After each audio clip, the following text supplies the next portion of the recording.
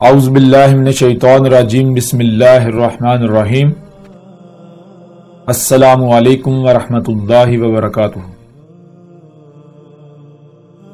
ناظرین، ہمارا آج کا موضوع ہے اللہ۔ اللہ کیا ہے؟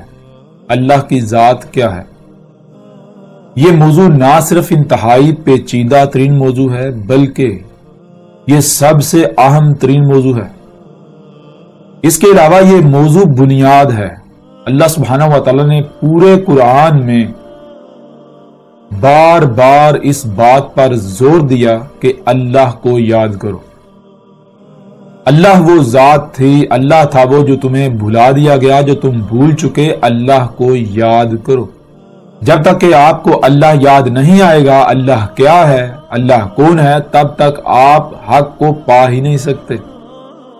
جب تک آپ کو اللہ کا علم نہیں ہو جاتا تب تک حق کو پانا آپ کے لیے ناممکن حد تک مشکل ہوگا۔ اور پھر کوئی بھی چرب زبان، کوئی بھی رہنمائی کے لبادے میں راہزن آپ کو گمراہ کر سکتا ہے۔ آپ کی رہنمائی کے نام پر آپ سے اپنی خواہشات کی اتباع کروا سکتا ہے، آپ سے کچھ بھی کروا سکتا ہے، اللہ کے نام پر آپ سے کچھ بھی کروا سکتا ہے۔ پھر اس کے علاوہ آپ جانتے ہیں کہ کچھ آیات ہیں جن کو پیش کیا جاتا ہے اور پھر کیا کہا جاتا ہے، دیکھیں جی اللہ کے ہاں ایک ہی دین قابل قبول ہے اور وہ ہے دین اسلام۔ وہ آیات کون سی ہیں وہ آپ کے سامنے رکھتے ہیں، اور حقیقت کیا ہے وہ بھی ہر لحاظ سے آپ کے سامنے رکھتے ہیں۔ جیسا کہ سورہ آل عمران کی آیت نمبر 19 ہے، جس میں اللہ سبحانہ و تعالیٰ کا کہنا ہے ان الدین عند اللہ الاسلام، اور اس کا ترجمہ کچھ یوں کیا جاتا ہے جی اس میں کچھ شک نہیں، اللہ کے ہاں ایک ہی دین ہے، اور وہ کون سا دین ہے؟ وہ اسلام، دین اسلام۔ اور پھر کیا کہا جاتا ہے؟ پھر اس کی وضاحت، اس کی تشریح کچھ یوں کی جاتی ہے کہ جیسے اس وقت دنیا میں ایک دین جی ہندوازم ہے، عیسائیت ہے، یہودیت ہے، بدھزم ہے، اسی طرح ایک دین جو ہے، ایک دائرہ جو ہے اس کا نام اسلام ہے۔ یہ جو دائرہ اسلام ہے یہ وہ دین ہے کہ جو اللہ کے ہاں قابل قبول ہے۔ جو اس دائرے سے، اس دین اسلام سے باہر نکل گیا وہ کافر ہے، مرتد ہے، مشرک ہے، وہ اللہ کے ہاں قابل قبول نہیں ہے، وہ ہمیشہ ہمیشہ جہنم میں رہے گا۔ اس طرح اور آیات ہیں جیسے کہ سورہ آل عمران کی آیت نمبر 85 ہے، اس میں وَمَن يَبْتَغِ غَيْرَ الْإِسْلَامِ دِينًا فَلَن يَقْبَلَ مِنْهُ۔ پھر اس کا ترجمہ کو یوں کیا جاتا ہے کہ جو بھی اسلام کے علاوہ کوئی اور دین چاہے گا تو اللہ اس سے وہ دین قبول نہیں کرے گا۔ ایسے ہی ایک اور آیت ہے جو کہ سورہ المائدہ کی آیت نمبر 3 ہے۔ سورہ المائدہ کی آیت نمبر 3 میں اللہ سبحانہ و تعالیٰ کا کہنا ہے الَّيَوْمَ أَكْمَلْتُ لَكُمْ دِينَكُمْ وَأَتْمَمْتُ عَلَيْكُمْ نِعْمَتِي وَرَضِيتُ لَكُمُ الْإِسْلَامَ دِينًا۔ اور اس کا ترجمہ کچھ یوں کیا جاتا ہے آج ہم نے، یعنی آج کے دن ہم نے تمہارے لیے تمہارا دین مکمل کر دیا اور اپنی نعمتیں تم پر پوری کر دیں، اور تمہارے لیے اسلام کو دین پسند کیا۔ یعنی یہ آیت بھی جب بیان کی جاتی ہے تو اس کا ترجمہ یا اس کا مفہوم جو لیا جاتا ہے، اس کی جو وضاحت کی جاتی ہے وہ یہ کی جاتی ہے کہ آج سے 14 صدیہ قبل محمد علیہ السلام پر اللہ سبحانہ و تعالیٰ نے دین اسلام کو مکمل کر دیا، گویا کہ پہلے نامکمل تھا، اور اللہ نے اپنی نعمت پوری کر دی۔ دین اسلام جو ہے اس کو پسند کیا، اس کے علاوہ اللہ کے ہاں کوئی دین قابل قبول نہیں۔ اور دین اسلام سے مراد کیا لیا جاتا ہے؟ دین اسلام سے مراد یہ لیا جاتا ہے جو آج ہر کوئی جسے اسلام کہتا ہے یا سمجھتا ہے۔ اب ناظرین، اس میں کتنی حقیقت ہے؟ آیا یہ سچ ہے، یہ حق ہے، یہ حقیقت ہے، یا پھر حقیقت اس کے بالکل برعکس ہے؟ آپ اس وقت تک ان سوالات کے جوابات نہیں جان سکتے، آپ حق کو نہیں جان سکتے جب تک کہ آپ کو یہ علم نہیں ہو جاتا کہ اللہ کیا ہے۔ جب تک کہ آپ کو اللہ کا ہی علم نہیں تو آپ کو کیسے پتا چلے گا کہ اللہ کے ہاں قابل قبول کیا ہے اور کیا نہیں، اللہ کی پسند ناپسند کیا ہے کیا نہیں۔ اگر آپ کو اللہ ہی کا علم نہیں ہے تو پھر کوئی بھی کسی بھی شے کے اوپر اسلام کا لیبل لگا کر آپ کے سامنے پیش کر سکتا ہے بھائی یہ اسلام ہے، جیسا کہ آج کیا جا رہا ہے۔ آپ دیکھتے ہیں کہ درجنوں نہیں سینکڑوں فرقے ہیں، ہر کسی کا یہ دعویٰ ہے کہ یہی دین حق ہے، یعنی یہی دین اسلام ہے، لیکن کیا سارے کے سارے سچے ہیں؟ سب حق پر ہیں. اگر آپ ہندوازم کی بات لیں تو ہندو جو ہیں وہ کیا کہتے ہیں کہ ہم دین اسلام کے علاوہ کسی اور دین پر عمل کر رہے ہیں. نہیں، ان کا بھی یہی دعویٰ ہے کہ ہمارا ہی دین وہ دین ہے جو ایشور کے ہاں قابل قبول ہے. ایشور کون؟ اللہ، وہی ذات جسے آپ اللہ کہتے ہیں. فرق صرف یہ ہے کہ لفظ اسلام تو عربوں کی زبان کا لفظ ہے. جو ہند کے بھاسی ہیں وہ لفظ اسلام کا استعمال نہیں کرتے، جن کو آپ مشرکین ہند کہتے ہیں جو بت پرستی کر رہے ہیں. وہ لفظ اسلام اس لیے استعمال نہیں کرتے کیونکہ وہ اپنی زبان کا لفظ استعمال کرتے ہیں. اس طرح ذرا غور کریں کہ جب یہ جو لسان العرب ہے، عربوں کی زبان کا وجود ہی نہیں تھا، یا پیچھے چلے جائیں نوح علیہ السلام کے وقت، کیا نوح علیہ السلام کے وقت نوح علیہ السلام بھی یہی دین اسلام ہے، اسلام لفظ اسلام استعمال کرتے تھے؟ کیا موسیٰ علیہ السلام نے لفظ اسلام استعمال کیا؟ کیا عیسیٰ علیہ السلام نے لفظ اسلام استعمال کیا؟ نہیں. کیوں؟ کیونکہ ان کی زبان عربوں والی زبان نہیں تھی. عربوں کی زبان نہیں تھی تو وہ جسے عربوں کی زبان میں اسلام کہا جا رہا ہے اسے اپنی زبان میں وہ نام دے رہے ہیں، اپنی زبان میں پکار رہے ہیں، اپنی زبان میں وہ الفاظ دے رہے ہیں. بہرحال اسلام کیا ہے آگے چل پر اس کے اوپر یعنی بات ہوگی اور تفصیل کے ساتھ بات ہوگی، اور الحمدللہ آپ کو حال لحاظ سے سمجھ بھی آئے گی، آپ کو کسی قسم کی کوئی پریشانی لاحق نہیں ہوگی، کوئی الجھن کا شکار آپ نہیں ہوں گے.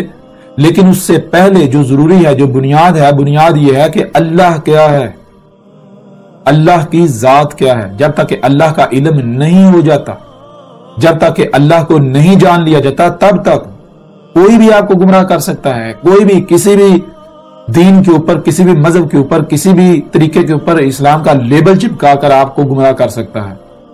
آپ کے سامنے وہ دین اسلام کے نام پر وہ اپنا طریقہ، اپنا کلیہ، اپنا فارمولہ آپ کے سامنے پیش کر سکتا ہے، اور آپ کے لیے اسے قبول کرنا آسان ہو جائے گا. آپ اس کی باتوں کا شکار ہو جائیں گے، اس کی چرب زبانی کا شکار ہو جائیں گے. تو یہ ہے اللہ کیا ہے. اب آتے ہیں اس موضوع پر جو کہ بنیاد ہے. اگر آپ کو اللہ کا علم نہیں ہے، بار بار اس بات پر زور اس لیے دیا جا رہا ہے کہ پورے قرآن میں اللہ سبحانہ و تعالی نے بار بار اس بات پر زور دیا ہے کہ اللہ کو جانو، یاد کرو وہ جو تمہیں بھلا دیا گیا، جو تم بھول چکے. اور کیا تھا جو تم بھول چکے؟ اللہ تھا. قرآن میں یہاں تک موجود ہے، یہاں تک لکھا ہوا ہے کہ آپ اس وقت تک الصلاۃ قائم ہی نہیں کر سکتے جب تک کہ آپ کو اللہ کا علم نہیں ہو جاتا. کیوں؟ جب تک آپ کو اللہ کا علم نہیں ہوگا اس وقت تک آپ جان ہی نہیں سکتے کہ صلاۃ ہے کیا اور اسے قائم کیسے کرنا ہے. یہ تو بہت دور کی بات ہے. جیسے ہم آگے چلیں گے صلاۃ کے موضوع پر بات ہوگی تو اللہ کے فضل سے ایسی تمام آیات بھی آپ کے سامنے رکھیں گے. بہرحال اللہ کیا ہے آپ جانتے ہیں کہ یہودی ہوں، عیسائی ہوں، ہندو ہوں، بدھ مت ہوں، یا وہ لوگ جو خود کو مسلمان کہلواتے ہیں، ان سب کے ہاں یعنی ان کا یوں سمجھے کہ مشترکہ یہ عقیدہ و نظریہ ہے کہ اللہ کائنات سے الگ اوپر آسمانوں پر بیٹھا ہوا ہے، اوپر آسمانوں میں موجود ہے. جو آسمانوں میں بیٹھا نیچے سب کچھ دیکھ رہا ہے، نظام چلا رہا ہے، لوگوں کی دعائیں سن رہا ہے، ان کو قبول کرتا ہے، رد کرتا ہے. یعنی کہ آپ یہ بات جانتے ہیں کہ تقریباً ہر کسی کا یا اکثریت کا یہ عقیدہ و نظریہ ہے کہ کائنات الگ ہے اور اللہ الگ ہے. اور جب سائنس نے ان رازوں سے پردہ اٹھایا کہ کچھ بھی بغیر خالق کے وجود میں نہیں آ سکتا، جسے آپ سائنس کہتے ہیں، یعنی یہ ریزننگ کر کے یا مخلوقات کی چیر پھاڑ کر کے جو علم حاصل کیا گیا، تو اس علم کی بنیاد پر یعنی جب فطرت کے قوانین کو ڈسکور کیا گیا، انہیں دریافت کیا گیا، تو یہ بات سامنے آئی کہ اس کائنات کے اندر کوئی ایک ذرہ بھی ایسا نہیں ہے کہ جو خالق کے بغیر وجود میں آ سکے. اب یہ بات سامنے آنا تھی کہ جو مذہبی طبقہ ہے ان کے ہاتھ اپنی طرف سے ایک بہت بڑی دلیل لگ گئی. مذہبی طبقے نے جو سائنسی طبقہ ہے یا جو خود کو ملحد کہتے ہیں، ان کو کہنا شروع کر دیا کہ جب اس کائنات میں چھوٹے سے چھوٹا ذرہ جو ہے وہ بھی خود بخود سے وجود میں نہیں آ سکتا بغیر خالق کے، بغیر بنانے والے کے، تو پھر اتنی بڑی کائنات خود بخود سے کیسے وجود میں آ گئی؟ اب بلا شک و شبہ یہ ایک بہت بڑی دلیل ہے، بہت بڑی بات ہے جو کہ جھنجھوڑ کے رکھ دینے والی ہے۔ بھائی ظاہر ہے اگر چھوٹی سے چھوٹی چیز بغیر خالق کے وجود میں نہیں آ سکتی تو پھر اتنی بڑی کائنات یہ خود بخود کیسے وجود میں آ گئی؟ یہ بغیر خلق کرنے والے کے، بغیر خالق کے، بغیر بنانے والے کے کیسے وجود میں آ گئی؟ تو لہٰذا ہوا یوں کہ ایک بڑی تعداد میں لوگ جو ہیں وہ اس دلیل سے متاثر ہو گئے، لیکن اب دوسری طرف سے ایک نیا سوال اٹھ کھڑا ہوا، یعنی مذہبی طبقہ جن کو ملحد کہتا ہے، جن کو سائنسی طبقہ کہتا ہے یا جو بھی نام دیتا ہے، ان لوگوں نے اسی کے اوپر ایک سوال کھڑا کر دیا۔ وہ سوال یہ، انہوں نے یہ کہا کہ جس بنیاد پر تم اللہ کا وجود ثابت کر رہے ہو اسی بنیاد پر اس کا وجود کا لازم ہو جاتا ہے، اسی بنیاد پر جسے تم اللہ ثابت کر رہے ہو، جسے تم اللہ کہہ رہے ہو، اس کا ارادہ ہو جاتا ہے۔ کیسے؟ ذرا غور کرو، جب چھوٹے سے چھوٹا ذرہ بھی بغیر خالق کے وجود میں نہیں آ سکتا، بنانے والے کے بغیر وجود میں نہیں آ سکتا، تو جس نے اتنی بڑی کائنات بنائی وہ کتنا بڑا ہوگا، وہ کتنا عظیم ہوگا؟ تو جب چھوٹے سے چھوٹا ذرہ خود بخود وجود میں نہیں آ سکتا، بغیر خالق کے وجود میں نہیں آ سکتا، تو اتنی بڑی کائنات کو بنانے والا خود بخود کیسے وجود میں آ گیا؟ پھر ظاہر ہے بتاؤ اس کو بھی بنانے والا کوئی نہ کوئی ہوگا۔ اب جب یہ سوال اٹھایا گیا، حالانکہ یہ سوال بالکل اپنی جگہ پر سوال ہے، یہ ویلڈ سوال ہے، لیکن مذہبی طبقے کی طرف سے اس پر اعتراض اٹھایا گیا۔ وہ اعتراض یہ اٹھایا گیا کہ اگر اس سوال کا جواب دیا جائے گا کہ اس کو جس نے خلق کیا وہ اللہ ہے، تو پھر سوال وہیں کا وہیں رہے گا کہ پھر اس کو کس نے خلق کیا، وہ کیسے وجود میں آ گیا؟ تو یوں ایک نہ ختم ہونے والا سوالات کا سلسلہ چل پڑے گا جس کا کوئی جواب ہی نہیں، جس کی کوئی حد ہی نہیں۔ تو یوں جو مذہبی طبقہ ہے وہ یہ کہتا ہے کہ یہ سوال ہی نہیں ہے، یہ بے بنیاد سوال ہے، اس سے آگے نہیں جانا چاہیے، یہیں تک رہنا چاہیے۔ اور پھر یہاں پر آ کر اپنی طرف سے ایک بہت بڑی دلیل پیش کرتے ہیں، وہ یہ کہ محمد علیہ السلام سے منسوب کرتے ہیں، اور واقعتاً محمد علیہ السلام نے ایسا کہا بھی تھا۔ وہ یہ کہ محمد علیہ السلام نے کہا تھا کہ شیطان تمہارے پاس آئے گا، وہ تم سے سوال کرے گا کہ اس کو کس نے خلق کیا؟ تم کہو گے اللہ نے۔ اس کو کس نے خلق کیا؟ اللہ نے۔ اس کو اللہ نے، اس کو اللہ نے۔ یعنی چیز یہ کہ جب آپ سے سوال کیا جائے گا اس کو کس نے خلق کیا، اس کو کس نے خلق کیا، آپ جواب دو گے اللہ نے، تو اس سے یہ بات ثابت ہوگی کہ بغیر خالق کے کچھ بھی وجود میں نہیں آ سکتا۔ تو سامنے والا یہ سوال کرے گا کہ جب کچھ بھی بغیر خالق کے وجود میں نہیں آ سکتا، کچھ بھی بغیر بنانے والے کے وجود میں نہیں آ سکتا، تو جس نے اتنی بڑی کائنات بنائی وہ کیسے وجود میں آ گیا؟ تو وہاں پر محمد علیہ السلام نے کہا اس سوال کا جواب سورہ اخلاص ہے۔ اور پھر مذہبی طبقہ کیا کرتا ہے؟ مذہبی طبقہ یہ کرتا ہے، کہتا ہے اے ملحدو دیکھو، یہی آج سے 14 صدیاں قبل محمد علیہ السلام نے کہا تھا کہ شیطان تمہارے پاس آئے گا، وہ شیطان ہوگا جو تم سے سوال کرے گا کہ اس کو کس نے خلق کیا، اس کو کس نے کیا، اس کو کس نے خلق کیا۔ جب تم جواب دو گے اللہ نے، تو کہے گا کہ جب بغیر خالق کے کچھ وجود میں نہیں آ سکتا تو پھر اللہ کو کس نے خلق کیا؟ تو محمد علیہ السلام نے کہا تھا اس کا جواب کیا؟ اس کا جواب سورہ اخلاص ہے۔ تو آؤ ہم تمہیں جواب دیتے ہیں۔ جواب کیا ہے؟ پھر آگے سے سورہ اخلاص کا ترجمہ پڑھ کے سنا دیتے ہیں۔ سورہ اخلاص کا ترجمہ پڑھ کے، ترجمہ کیا ہے مثال کے طور پر آپ کے سامنے رکھ دیتے ہیں ترجمہ بھی۔ ترجمہ کیا ہے؟ جیسا کہ اس وقت ہمارے سامنے ہے فتح محمد جالندری کا ترجمہ، اور اس میں کیا ہے؟ کہو کہ وہ ذات پاک جس کا نام اللہ ہے ایک ہے، معبود برحق جو بے نیاز ہے، نہ کسی کا باپ ہے اور نہ کسی کا بیٹا، اور کوئی اس کا ہمسر نہیں۔ اب یہ ترجمہ پڑھ کے کہہ دیا جاتا ہے ملحدو ہم نے تمہارا جواب دے دیا، ہم نے تمہارے سوال کا جواب دے دیا۔ لیکن ناظرین سوال یہ پیدا ہوتا ہے کہ جواب کہتے کسے ہیں؟ جواب تو کہتے ہیں جو سوال کو کالعدم کر دے، جو سوال کا وجود مٹا دے، جو سائل کو لاجواب کر دے، جو سائل کی زبان بند کر دے، جو سائل کی بولتی بند کر دے، اس کے پاس کوئی سوال نہ رہے، جواب تو اسے کہتے ہیں۔ اب میں آپ سے سوال کرتا ہوں، مثال کے طور پر اگر آپ سے کوئی سوال کرتا ہے، میں آپ سے سوال کرتا ہوں یا آپ مجھ سے سوال کرتے ہیں کہ بتاؤ جب چھوٹے سے چھوٹا ذرہ بغیر خالق کے وجود میں نہیں آ سکتا تو جس نے اتنی بڑی کائنات خالق کی وہ خود بخود کیسے وجود میں آ گیا؟ اور آپ میرے سامنے سورہ اخلاص کا ترجمہ پڑھ دیں یا میں آپ کے سامنے سورہ اخلاص کا اس طرح ترجمہ پڑھ دوں تو کیا آپ کا سوال ختم ہو جائے گا؟ یا پھر آپ کا سوال تو وہیں کا وہیں رہے گا؟ جب سوال وہیں کا وہیں ہے، سوال ختم نہیں ہوا تو اس کا جواب کہیں گے یا جہالت کہیں گے؟ جواب تو نہ ہوا پھر۔ اور اگر محمد علیہ السلام یہ کہہ رہے ہیں کہ اس سوال کا جواب سورہ اخلاص ہے تو پھر ہے، کیوں؟ محمد علیہ السلام جھوٹے نہیں ہو سکتے۔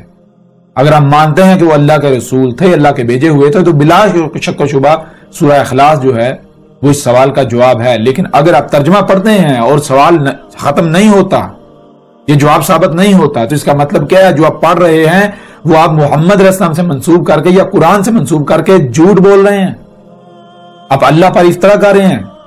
پیچھے عربی جو لسان العرب کے اندر ہے، عربوں کی زبان کے اندر ایسا کچھ بھی نہیں لکھا ہوا جو آپ ترجمے کی صورت میں پڑھ رہے ہیں۔ اگر وہی آپ پڑھ رہے ہوں، وہی آپ بول رہے ہوں جو عربی کے اندر ہے، جو اصل متن ہے، تو پھر سوال کو تو ختم ہو جانا چاہیے تھا۔ لیکن آپ ذرا غور کریں کہ آج تک ایسا ہوا کہ کوئی بھی ملحد آپ سے سوال کرتا ہے، کوئی بھی شخص آپ سے یہ سوال کرتا ہے تو آپ اس کے سامنے سورہ اخلاص کا ترجمہ پڑھیں یا سورہ اخلاص پڑھیں اور اس کا سوال ختم ہو گیا ہو؟ کیا آج تک ایسا ہوا؟ نہیں ہوا۔ آج ہم آپ پر واضح کریں گے کہ محمد علیہ السلام نے سچ کہا تھا، اور آج تک جو دجل اور دھوکے سے کام لیا جاتا رہا، تراجم کے نام پر جو قرآن سے کھلواڑ کیا گیا، اس کی حقیقت بھی آپ کے سامنے آ جائے گی۔ اور الحمدللہ اللہ کے فضل سے ہر لحاظ سے بالکل کھل کر آپ کے اوپر واضح ہو جائے گا کہ اللہ کیا ہے۔ اور وہ یہ جو سوال ہے کہ جب چھوٹے سے چھوٹا ذرہ بھی خود سے وجود میں نہیں آ سکتا بغیر خالق کے، بغیر بنانے والے کے، تو جس نے اتنی بڑی کائنات خلق کی وہ خود کیسے وجود میں آ گیا؟ یہ سوال، اس کے علاوہ جتنے بھی سوالات ہیں، یہ تمام کے تمام سوالات مٹ جائیں گے۔ دنیا کی کوئی طاقت اعتراض نہیں اٹھا سکے گی، کوئی سوال نہیں اٹھا سکے گی۔ حقیقت اس طرح بالکل کھل کر سامنے آ جائے گی۔ تو اب آتے ہیں سورہ اخلاص کی طرف۔ سورہ اخلاص کی پہلی آیت ہے قل هو اللہ احد۔ مجموعی طور پر یہ ہمیں 4 الفاظ نظر آ رہے ہیں، اور یہ جو 4 الفاظ ہیں یہ بنیادی طور پر 4 الفاظ نہیں ہیں، ان میں ایک تو لفظ ہے اور 3 جملے ہیں۔ اور اگر بات کو سمجھنا ہے تو سب سے بہترین طریقہ یہ ہے کہ جو جملے ہیں ان کو توڑ کر الفاظ میں تقسیم کر لیں،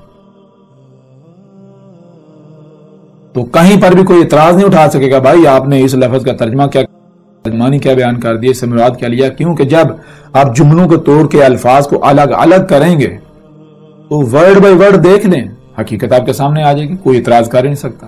بہرحال تو پہلی آیت ہے قل هو اللہ احد، قل هو اللہ احد۔ 4 الفاظ ہمیں نظر آ رہے ہیں۔ پہلا ہے قل، قل کسے کہتے ہیں؟ کہہ۔ اب سب سے پہلا سوال تو یہ پیدا ہوتا ہے کہ یہ کون کہہ رہا ہے کہہ؟ راجم اٹھا کے دیکھنے، یہ کہا جا رہا ہے جی اللہ کہہ رہا ہے کہ کہو، کہہ، کیا کہہ؟ جی اللہ ایک ہے۔ میں آپ سے سوال کرتا ہوں کہ کیا آپ جانتے ہیں اللہ کیا ہے؟ جب آپ کو علم ہی نہیں اللہ کیا ہے تو آپ کیسے کہہ سکتے ہیں کہ آپ کو اللہ کہہ رہا ہے کہ کہہ؟ اور اگر آپ یہ کہیں کہ قرآن میں لکھا ہوا ہے، قرآن اللہ کا کلام ہے، ہم مانتے ہیں، تو کیا پوری دنیا مانتی ہے؟ کیا پوری دنیا کے لیے یہ دلیل ہے؟ نہیں۔ اگر آپ کو کوئی کہہ رہا ہے کہ کہہ وہ اللہ ایک ہے، تو اس کا مطلب کون کہہ رہا ہے؟ یہ اللہ تو نہیں کہہ رہا، یہ تو مولوی آپ کو کہہ رہا ہے، جو سامنے آپ کو بیٹھا ہوا وہ کہہ رہا ہے۔ کیونکہ جب آپ کو علم ہی نہیں اللہ کہہ ہے تو آپ کیسے کہہ سکتے ہیں جی مجھے اللہ کہہ رہا ہے کہ؟ بہرحال چیز یہ ہے کہ کل کہہ، کون کہہ رہا ہے کہ؟ واقعتا اللہ ہی کہہ رہا ہے کہ، لیکن کیسے اللہ کہہ رہا ہے؟ جیسے اللہ کا قانون ہے۔ اب یہ کسی کو علم نہیں۔ اللہ کا قانون کیا ہے؟ اللہ کا قانون یہ ہے کہ اللہ سبحانہ وتعالی نے بار بار یہ کہا غور و فکر کرو، غور و فکر کرو، غور و فکر کرو، غور و فکر کرو، غور و فکر کرو۔ جب آپ غور و فکر کریں گے تو آپ یہ کہنے پر مجبور ہو جائیں گے ہوا اللہ احد۔ آپ یہ کہنے پر مجبور ہو جائیں گے. یہ ہے اللہ کا کہنا. اس طرح اللہ کہہ رہا ہے کہو. کہنا پڑے گا آپ کو. کیا کہنا پڑے گا؟ ہوا اللہ. ہوا جو ہے وہ کیا ہے؟ اللہ. اللہ ہے. اب ہوا کیا ہے؟ اب یہاں سب سے پہلا سوال یہ ہے کہ ہوا کیا ہے؟ جب تک ہوا کو نہیں جان لیتے اب آگے جا نہیں سکتے. کیوں ہوا کو اللہ کہا جا رہا ہے؟ ہوا کیا ہے؟ ہوا اللہ ہے. اب سوال یہ پتا تھا ہوا کیا ہے. ترجمہ کو ڈال دیکھیں تو ترجمے کے اندر لکھا ہوا ہوا کا ترجمہ وہ لکھا ہوا ہے. اب میں سوال کرتا ہوں دنیا کے کسی مترجم سے, کسی عالم سے, یہ میں چیلنج کرتا ہوں کہ ہوا کا ترجمہ وہ ثابت کر کے دکھائیں, وہ کر کے دکھائیں. کیسے انہوں نے کر دیا؟ کیونکہ آپ خود غور کریں, ہوا جو ہے دو الفاظ کا مجموعہ ہے, مرکب ہے. ہوا ایک لفظ نہیں ہے, ہوا جملہ ہے, دو الفاظ کا مجموعہ ہے. دونوں لفظ ایک ایک حرف پر مشتمل ہیں. ان میں پہلا لفظ جو ہے وہ گول والی ہے اور دوسرا واؤ ہے. پہلا گول والی ہے اور دوسرا واؤ. اب سب سے پہلے ہمیں یہ جاننا ہے کہ گول والی ہے جو ہے اس کے معنی کیا ہے اور واؤ کے معنی کیا ہے. اور گول والی ہے جو ہے وہ استعمال ہوتی ہے کسی بھی شے کی طرف اشارے کے لیے. گول والی ہے کسی بھی شے کی طرف اشارے کے لیے استعمال ہوتی ہے. اب جب کسی شے کی طرف اشارہ کیا جاتا ہے تو سوال یہ پیدا ہوتا ہے کہ کس شے کی طرف اشارہ کیا جا رہا ہے. کیوں؟ کیونکہ اشیاء تو غائب بھی ہیں اور حاضر بھی ہیں. آیا کہ غائب کی طرف اشارہ کیا جا رہا ہے یا پھر حاضر کی طرف؟ یہ واضح کرنا پڑے گا. پھر غائب دو ہیں, ایک ماضی ہے ایک مستقبل ہے. ماضی بھی غائب, مستقبل بھی غائب. جو حاضر ہے وہ کیا ہے؟ حال. حال جو ہے وہ حاضر ہے. یعنی اگر غیب کی طرف اشارہ کیا, ایسی شے کی طرف اشارہ کیا جاتا ہے جو کہ غیب ہے, جو موجود نہیں ہے, تو وہ پھر دو طرح کے اشارے ہوں گے, یا تو ماضی کی شے ہے یا پھر مستقبل کی شے ہے. تو یہ گول والی ہے جو ہے, جو اعراب ہیں وہ کیا ہیں؟ اگر سب سے پہلے یہاں پر اعراب کو سمجھ لیں, آگے جانا آپ کے لیے بالکل آسان ہو جائے گا. آپ ایسا کریں کہ ایک لائن لگائیں, یہاں سے ترچھی جیسے ڈلوان ہوتی ہے, یہاں سے ایسے لائن لگائیں. وہ لائن اوپر سے ایسے نیچے آ رہی ہے, یہاں سے گول چکر کھا کے پھر نیچے سے پھر آگے جا رہی ہے. یہ کیا ہے؟ یہ لائن ادھر سے چلتی آ رہی, یہاں سے گول چکر پھر نیچے سے آگے جا رہی. یہ کیا ہے؟ اس کو کہتے ہیں وقت کی لائن, وقت کی پٹی, وقت. یہ کیا ہے؟ یہ ہے وقت. تو یہ جو درمیان گول ہے اس کے اوپر پیچھے ایک لائن ہے, یہ پیچھے جو ہے یہ ماضی ہے, اور جو آگے ہے نیچے لائن وہ ہے مستقبل. اور جو درمیان میں گول دائرہ ہے وہ کیا ہے؟ وہ سرکل, جو کہ آپ دیکھتے ہیں اس وقت ہر شے سرکل کے اندر چل رہی ہے, سرکل کے اندر چلتی چلتی آگے جا رہی ہے. ہر شے سرکل کے اندر ہے, اور جیسے کہ ایک بال ہے وہ گھومتی گھومتی آگے جا رہی ہے, آگے جا رہی ہے. تو یہ ہے وہ گول والی ہے جو اشیاء کی طرف اشارہ کر رہی ہے. اشیاء ہیں. تو یہ اب ان تینوں کو الگ الگ کریں, الگ کریں گے, توڑیں گے, تو جو پیچھے والی لائن ہے وہ الگ کریں گے, وہ زبر بن جائے گی. جو آگے والی لائن ہے اسے الگ کریں گے, وہ مستقبل بن جائے گا, آنے والا وقت, پیچھے گزرا ہوا وقت, زبر اور زیر. اور جو درمیان میں گول دائرہ ہے وہ اشارہ ہے اشیاء کی طرف. اب سوال یہ پیدا ہوتا ہے کہ کس شے کی طرف اشارہ ہے؟ غور کیجئے گا. اگر تو موجود شے کی طرف اشارہ ہے تو پھر کیا کیا جائے گا؟ شے جو سرکل کے اندر ہے اور اس کے بعد آگے جائے گی, تو گول والی ہے کے نیچے زیر جوڑی جائے گی تو وہ بن جائے گی پیش. پیش کے معنی بنیں گے کہ وہ شے جو موجود ہے, موجود حال کا صیغہ بنا دے گی پیش. اور واؤ جو ہے جب کسی لفظ کے آخر میں یعنی وہ جڑتا ہے تو وہ بھی حال کا صیغہ بنا دیتا ہے, واؤ اور پیش. زبر اور الف, زیر اور یہ کیا کرتے ہیں؟ زبر اور الف ماضی کا صیغہ بنا دیتے ہیں, ماضی کے وقت کی بات کرتے ہیں. واؤ اور پیش حال کی بات کرتے ہیں, اور جو زیر اور یہ ہے وہ مستقبل کی بات کرتے ہیں, مستقبل کا صیغہ بنا دیتے ہیں. اب ذرا غور کیجئے گا, زیر کسے کہتے ہیں؟ جر, بہنے کو. بہ کی ہے کوئی شے تو آگے جاتی ہے. اب کسی لفظ کے نیچے دو زیریں آ جائیں تو اس کا مطلب ہوتا ہے جتنا وہ شے آگے سے آگے جا سکتی ہے, جتنا اس میں پھیلاؤ آ سکتا ہے.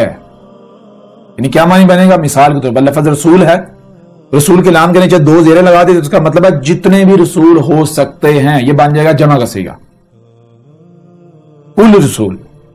لفظ نبی ہے, اس کے نیچے دو زیریں لگا دیں, یہ بن جائے گا جمع کا صیغہ, جتنے بھی رسول ہو سکتے ہیں. اور اگر آپ دو زبریں لگائیں گے تو اس کے لیے سب سے پہلے آپ کو روک لگانی پڑے گی، کیونکہ زبر ماضی میں لے کے جاتی ہے، دو زبریں جتنا پیچھے سے پیچھے جا سکتے ہیں، جتنا پیچھے سے پیچھے جا سکتے ہیں، تو سب سے پہلے کیا کرنا ہے، روک لگانی پڑے گی۔ یہ عربی کا اصول ہے کہ جہاں بھی دو زبریں استعمال ہوگی وہاں الف لازم استعمال ہوگا۔ کیوں؟ کیونکہ الف جو ہے پہلے رکاوٹ لگاتا ہے، بھائی اس سے پیچھے جانا ہے، آگے نہیں، یہاں سے پیچھے جانا ہے، پیچھے، پیچھے سے پیچھے، پیچھے سے پیچھے، پیچھے سے پیچھے، پیچھے سے پیچھے، جتنا پیچھے جا سکتے ہیں۔ جیسے لفظ رسولا، رسول کی لام کے اوپر جب دو زبریں آئیں گی تو ساتھ الف لگا جائے۔ الف کا مطلب کیا؟ اب یہاں سے اپنے پیچھے جانا ہے، کتنا پیچھے؟ دو زبریں آئیں گی تو جتنا پیچھے جا سکتے ہیں، تو جتنا پیچھے جائیں گے کتنا جائیں گے؟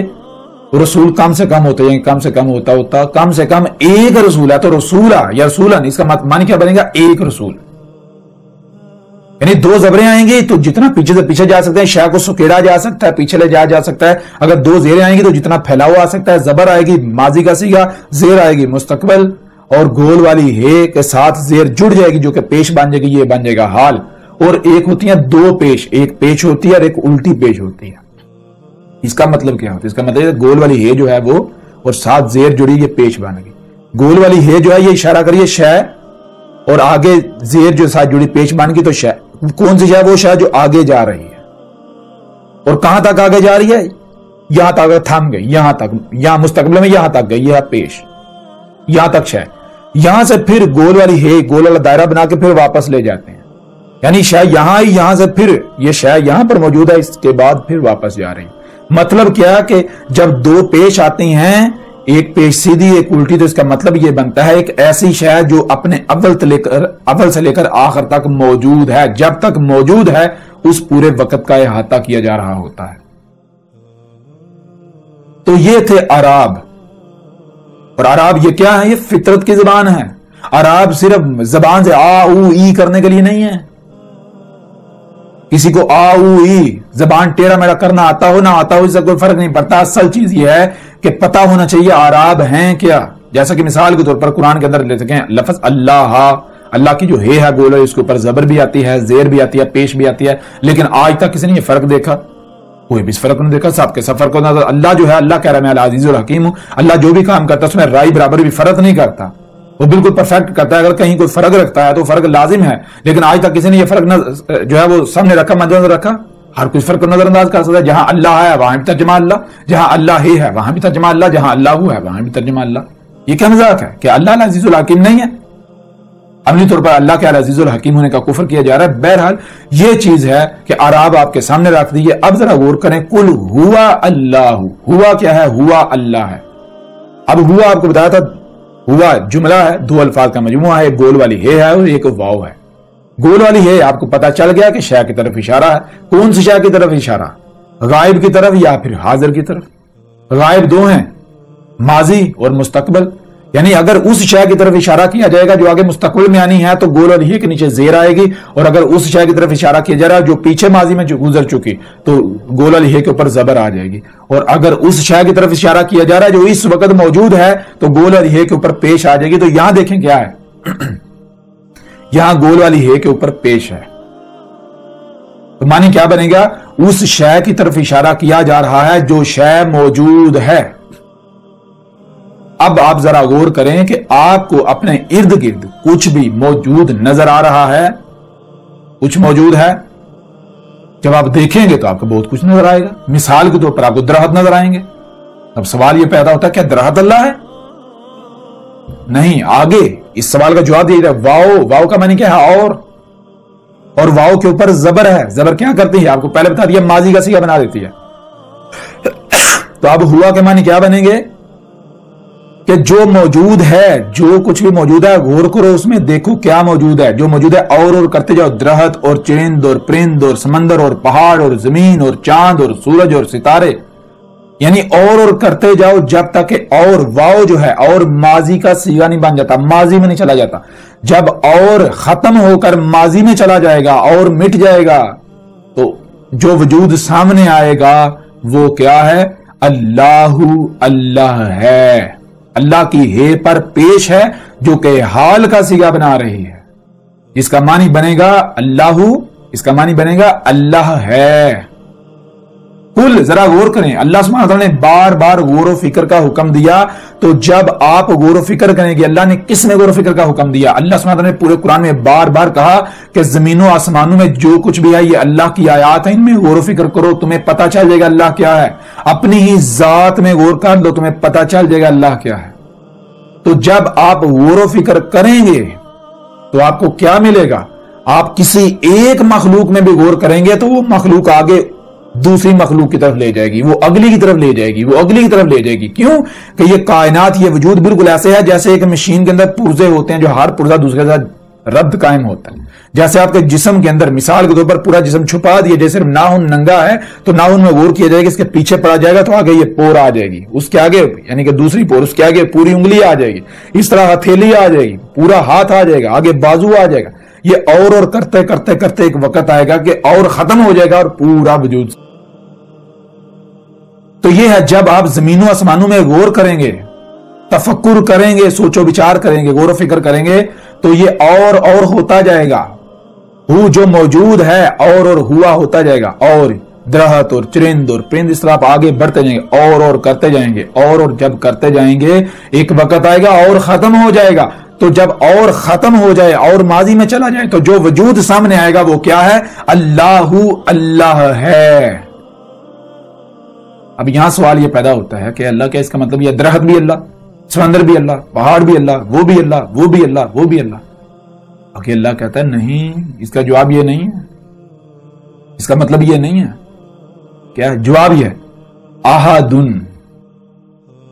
आहद की दाल के ऊपर दो पेश हैं, एक पेश सीधी और एक उल्टी, और आपको बता दें इसका मानी क्या है, मतलब क्या है इसका, जरा गौर कीजिएगा। सबसे पहले तो आहद क्या है? आहद दो अल्फाज का मजमुआ है, मुरक्कब जुमला है, शुरू में अलिफ है और आगे हद है।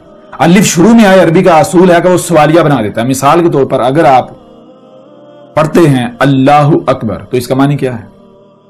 अल्लाहु अल्लाह है, यहां सवाल ये पैदा होता है अल्लाह क्या है, आगे है अकबर, काबरा के पीछे अलिफ है, अलिफ सवालिया बनाता है, काबरा का मानी है बड़ा, तो अकबर के मानी बनते हैं क्या है बड़ा, क्या है बड़ा। तो जो बड़ा साबित हो जाए वो अल्लाह है, बहुत आसान है। बिल्कुल इसी तरह आहद, हद है और पीछे अलिफ है, अलिफ सवालिया बना देता है और आगे हद है। हद किसे कहते हैं?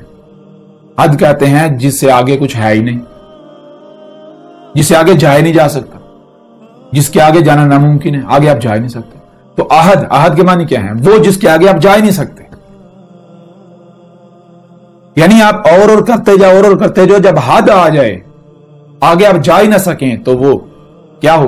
एक ही वजूद, अहद एक ही, और कुछ है ही नहीं। जैसे आप अपनी ही जात में गौर करें, मिसाल के तौर पर अगर आपका नाम इमरान है तो क्या नाखून को इमरान कहा जाएगा? नहीं। अगर पूरा जिस्म छुपा दिया जाए, नाखून नंगा रहे तो ये नाखून, इसे कहा तो नाखून जाएगा, लेकिन ये नाखून इमरान की आयत है, ये नाखून इमरान ही का वजूद नजर आ रहा है। और जब आप इसके पीछे पड़ेंगे तो ये और होता जाएगा, नाखून और उंगली और हथेली यानी और हाथ पूरा और बाजू, और इस तरह और करते करते जब और खत्म हो जाएगा तो फिर पूरा वजूद सामने आ जाएगा। पूरे वजूद को क्या कहा जाएगा? इमरान। पूरे जब और खत्म हो जाएगा तो तमाम अज़ा जो हैं, तमाम हिस्से जो हैं, उज़्व जो हैं, मखलूकात जो हैं, उनको जब एक वजूद के तौर पर देखा जाएगा तो वो इमरान है। बिल्कुल ऐसा ही। इसका मतलब ये नहीं है कि दरख्त भी अल्लाह, चरिंद भी अल्लाह, परिंद भी अल्लाह, ये भी अल्लाह, नहीं। ये दरख्त है, समंदर है और पहाड़ है, और करते जाओ। जब और खत्म हो जाएगा तो जब और खत्म हो जाए तो जो वजूद सामने आएगा वो एक ही वजूद सामने आएगा, और जो वजूद सामने आएगा वो कौन है? वो अल्लाह है। तो मतलब क्या हुआ? मतलब यह है कि जो कुछ भी आपको नजर आ रहा है ये अल्लाह ही का वजूद नजर आ रहा है। ये दरख्त, चरिंद, परिंद, ये जो कुछ भी है ये अल्लाह की आयात हैं। आयात, आयत की जमा है। आयत कहते हैं पूरे वजूद का छुपे हुए होना, पूरी शय का छुपे हुए होना, उसका छोटा सा हिस्सा सामने होना, जिसकी गहराई में जाने से, जिसके पीछे पड़ने से पूरा वजूद सामने आ जाए। किसका वो हिस्सा है जो नजर आ रहा है वो वजूद सामने आ जाए। تو زمین و آسمانوں میں جو کچھ بھی ہے یہ اللہ کی آیات ہیں. تو جب آپ ان آیات کے پیچھے پڑیں گے, پردے کو چاک کریں گے, تو کون سامنے آئے گا؟ ذرا جب اللہ کی آیات تو اللہ ہی کو سامنے آنا پڑے گا نا, اللہ ہی سامنے آئے گا نا. تو یہ ہے قل ہوا اللہ احد. بات یہاں سے شروع نہیں ہو رہی کل اللہ کہہ رہے کو. اللہ تو یہ کہہ رہے آپ کو بار بار یہی دعوت دیے, غور و فکر کرو, غور و فکر کرو, غور و فکر کرو, غور و فکر کرو. زمین و آسمانوں میں غور و فکر ہو, اپنی ذات میں غور و فکر ہو. جب آپ غور و فکر کریں گے تو آپ یہ کہنے پر مجبور ہو جائیں گے. جب آپ زمین و آسمانوں میں غور و فکر کریں گے, کسی بھی مخلوق میں غور و فکر کریں گے, تو وہ مخلوق آگے دوسری کے ساتھ جڑی ہوئی ہے. جیسے وجود کے اندر اعضاء ایک دوسرے کے ساتھ کنیکٹڈ ہیں, ربط قائم ہے. جیسے مشین کے اندر پرزے ایک دوسرے کے ساتھ ربط قائم ہوتا ہے. ایک پرزے کے پیچھے جائیں گے وہ دوسرے کی طرف لے جائے گا, وہ آگے کی طرف لے جائے گا, وہ اگلی کی طرف لے جائے گا, یہاں تک کہ پوری مشین نہ سامنے آ جائے گی. بالکل اسی طرح جب آپ کسی بھی مخلوق میں غور کریں گے, کسی کے بھی پیچھے پڑیں گے, تو آپ آگے بڑھتے جائیں گے, اور ہوتا ہوتا ایک وقت آئے گا اور ختم ہو جائے گا, پورا وجود سامنے آئے گا. جو وجود سامنے آیا یہ کیا ہے؟ یہ اللہ ہے. اللہ, یہ ہے اللہ. اب ذرا غور کریں, اللہ کیا ہے؟ احد, ایک ہی وجود, اور کوئی ہے ہی نہیں, اور کوئی ہے ہی نہیں. ایک ہی وجود ہے اور کوئی ہے ہی نہیں. اور جتنے بھی مذاہب ہیں, ہر مذہب کی جو کتابیں ہیں ان کے اندر بھی یہی لکھا ہے. مثال کے طور پر جن کو آپ سکھ کہتے ہیں, ان کی آپ جو ہے مین بنیادی کتاب جو ہے گرو گرنتھ, اسے اٹھا لیں. کہاں سے شروع ہوتی ہے؟ شروع جہاں سے ہوتی ہے, پہلا لفظ کیا ہے؟ پہلا فقرہ ایک اونکار. یعنی یہ جو سورہ اخلاص ہے وہ لکھی ہوئی ہے سکھوں کی مذہبی کتاب کے اندر شروع میں. ایک اونکار. ایک اونکار کا مطلب کیا ہے؟ وہی قل ہوا اللہ احد. ایک اونکار, ایک ہی وجود ہے, اس کے علاوہ کچھ ہے ہی نہیں. ایک ہی وجود ہے اور کچھ ہے ہی نہیں. یہ ہے احد. اب ذرا آپ غور کریں, جب آپ کہتے ہیں کہ کائنات الگ ہے اور اللہ الگ ہے, تو پھر اللہ احد ہوا یا واحد ہوا؟ لسان العرب میں, عربوں کی زبان میں گنتی کہاں سے شروع ہوتی ہے؟ احد سے شروع ہوتی ہے یا واحد سے شروع ہوتی ہے؟ واحد سے. احد سے کیوں شروع نہیں ہوتی؟ احد سے اس لیے شروع ہوتی, جب احد کہیں گے تو احد, اس کے علاوہ کچھ ہے ہی نہیں. نہ آپ آگے جا سکتے ہو نہ پیچھے, ہر طرف حد ہے, وہی ہے بس, اور کچھ ہے ہی نہیں. اور جب واحد کہیں گے تو واحد کا کیا معنی ہے؟ واحد, واو پلس احد. واحد, واو کا معنی اور, احد ایک, تو واحد کے معنی بنیں گے اور ایک. یہ اس لیے عربوں کی زبان میں جو گنتی شروع ہوتی ہے, واحد اسنان ثلاثہ اربع خمسہ, واحد سے شروع ہوتی ہے. واحد کا مطلب کیا ہے؟ واحد کا معنی ہے اور ایک. اور ایک کا مطلب کیا ہے؟ اس ایک کے علاوہ اور بھی ہے, ایک بھی اور بھی ہے. واحد اور ایک. تو جب آپ یہ کہتے ہیں کہ اللہ الگ ہے اور کائنات الگ ہے, تو آپ کیا کہہ رہے ہیں؟ آپ کہہ رہے ہیں کائنات اور اللہ, کائنات اور اللہ ایک. تو اس کا مطلب کیا ہوا؟ اللہ تو واحد ہو گیا, اور ایک واحد. اللہ قرآن میں بار بار کہہ رہے ہیں اللہ احد ہے, احد ہے, احد ہے, احد ہے. آپ کہہ رہے ہیں واحد ہے, واحد ہے, واحد ہے. جب آپ کہتے ہیں اللہ الگ ہے, کائنات الگ ہے, آپ الگ ہیں, اللہ الگ ہے, تو آپ کیا کہہ رہے ہیں؟ آپ تو کہہ رہے ہیں اللہ واحد ہے, آپ اور ایک اللہ, کائنات اور ایک اللہ. اس کو کیا کہیں گے؟ اس کو لسان العرب میں واحد کہیں گے. کہاں قرآن میں واحد لکھا ہوا ہے؟ اللہ کہہ رہے ہیں میں احد ہوں, احد ہوں, احد ہوں. آپ کہہ رہے ہیں نہیں, اللہ واحد ہے, واحد ہے, واحد ہے. احد کا مطلب کیا ہے؟ ایک ہی وجود ہے اور کچھ ہے ہی نہیں. اور آپ کہہ رہے ہیں اللہ واحد ہے. اور ایک, کائنات الگ ہے, اللہ الگ ہے, آسمان الگ ہیں, اللہ الگ ہے. تو جب آسمان الگ ہیں, اللہ الگ ہے, تو کیا ہوا؟ آسمان اور ایک اللہ, اور ایک. عربوں کی زبان میں واحد کہا جائے گا, احد نہیں کہا جائے گا. جب احد کہیں گے تو اس کا مطلب کیا؟ اور کچھ ہے ہی نہیں, ایک ہی وجود ہے. جیسے آپ کا جسم ہے, آپ کی اہمیت اور حیثیت اس وجود کے اندر کیا ہے؟ جیسے آپ کے جسم کے اندر ہاتھ ہیں, زبان ہے, آنکھیں ہیں, کان ہیں. جیسے جسم کے اندر ایک خلیہ ہے, اللہ کے وجود کے اندر یہ زمین بالکل ایسی ہے جیسے آپ کے وجود کے اندر ایک خلیہ ہے. اور آپ کی اللہ کے وجود میں اہمیت اور حیثیت بالکل ایسی جیسے ایک خلیے کے اندر ایک چھوٹی سی مخلوق ہوتی ہے. ذرا غور کریں, ایک خلیہ اس کی کتنا حجم ہوتا ہے. اگر 10 لاکھ خلیے ایک مقام پر رکھے جائیں تو عام انسانی آنکھوں سے نہیں دیکھ سکتی. باریک سی باریک سوئی کی نوک جتنی وہ جگہ گھیرتے ہیں, 10 لاکھ خلیے. اتنا چھوٹا ہوتا ہے خلیہ. اور اس ایک خلیے کے اوپر ذرا غور کریں, ایک مخلوق وہ اگر اپنے ارد گرد دیکھتی ہے تو اس کو کیا نظر آئے گا؟ خلیہ آپ کے وجود میں, اس خلیے کے اوپر جو مخلوق ہے کیا وہ الگ ہے اور آپ الگ ہیں؟ نہیں. اور جب وہ مخلوق اپنے ارد گرد دیکھے گی اس کو کیا نظر آئے گا؟ کیا آپ کے علاوہ کچھ اور نظر آئے گا؟ آپ ہی کا وجود نظر آئے گا یا نہیں؟ بالکل اسی طرح آپ اللہ کے وجود میں, یہ جو زمین ہے یہ ایک خلیہ ہے, اس خلیے کے آپ نیوکلیس ہیں, آپ ایک مخلوق. اور جب آپ اپنے ارد گرد دیکھتے ہیں تو آپ کو جو کچھ بھی نظر آتا ہے یہ اللہ ہی کا وجود نظر آتا ہے اور کچھ نظر نہیں آتا. اور وہ وجود کتنا بڑا ہے یہ آنکھیں ادراک نہیں کر سکتی. اس کا آنکھیں جو ہیں یہ ادراک نہیں کر سکتی, آنکھوں کی رینج کے اندر وہ وجود نہیں آ سکتا. ہاں وہ وجود جو ہے جو کچھ بھی آپ کو نظر آ رہا ہے اس کا ادراک کر رہے ہیں, اسی کے اندر آ رہا ہے. تو یہ ہے جب آپ یہ کہتے ہیں کائنات الگ ہے اللہ الگ ہے, تو اس کا مطلب کیا ہے؟ اس کا مطلب یہ ہے آپ اپنی زبان سے یہ دعویٰ کر رہے ہیں کہ اللہ احد نہیں, اللہ واحد ہے. اور پھر آگے بڑھیں, اگلی آیت کیا ہے؟ اللہ ہے الصمد. اللہ کیا ہے؟ اللہ صمد ہے, الصمد ہے. صمد کے معنی کیا ہے؟ صمد کہتے ہیں مثال کے طور پر اگر آپ کچھ بھی کرتے ہیں تو اس میں کوئی دوسرا ہے ہی نہیں, کسی دوسرے کا کوئی کنٹریبیوشن ہے ہی نہیں, آپ کو کسی دوسرے کی ضرورت پڑتی ہی نہیں ہے. اگر آپ نے کوئی کام کیا تو وہ بھی آپ خود ہیں, جس سے کیا وہ بھی خود, جو کرنے والا وہ بھی خود.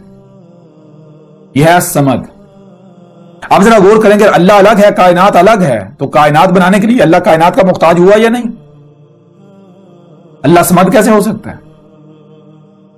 اگر اللہ جو ہے دیکھیں جی اللہ کائنات الگ ہے, اللہ الگ ہے اور اللہ بارشیں برسا رہا ہے, تو میں آپ کو کہتا ہوں کہ اگر سمندر کو ہٹا دیں, پانی کو ہٹا دیں, ہواؤں کو ہٹا دیں تو اللہ بارش برسا سکتا ہے؟ پھر ممکن ہی نہیں ہے. اللہ تو پھر محتاج, اس کا مطلب اللہ تو محتاج ہو گیا سمندروں کا. اگر سمندر الگ ہیں اللہ الگ ہے, ہوائیں الگ ہیں اللہ الگ ہے, تو اس کا مطلب پھر کیا؟ اللہ تو بارش برسانے کے لیے سمندروں کا محتاج, پانی کا محتاج, ہواؤں کا محتاج, فضا کا محتاج. سمد تو نہ ہوا پھر. اللہ کیا؟ اللہ ہے اللہ الصمد, اللہ صمد ہے. صمد کا مطلب کیا ہے؟ صمد کسے کہتے ہیں؟ الصمد ہونے کے لیے سب سے پہلی شرط ہے ایک ہی وجود کا ہونا, بس کوئی دوسرا ہے ہی نہیں. جو کچھ ہے ایک ہی وجود ہے. پھر جو خلق ہو رہا ہے وہ بھی خود ہے, کوئی دوسرا ہے ہی نہیں. جس سے خلق کیا جا رہا ہے وہ بھی خود ہے, کوئی دوسرا ہے ہی نہیں. اور جو خلق کر رہا ہے وہ بھی خود ہے, کوئی دوسرا ہے ہی نہیں. یہ ہے اللہ الصمد. اللہ کیا ہے؟ الصمد ہے. یہ جو کچھ بھی نظر آ رہا ہے دیکھو, جو خلق ہو رہا ہے کس سے خلق ہو رہا ہے؟ انرجی ہے جسے لسان عرب میں نور کہتے ہیں. نور سے سب کچھ, نور ہی مختلف شکلوں میں ڈلتا جا رہا ہے.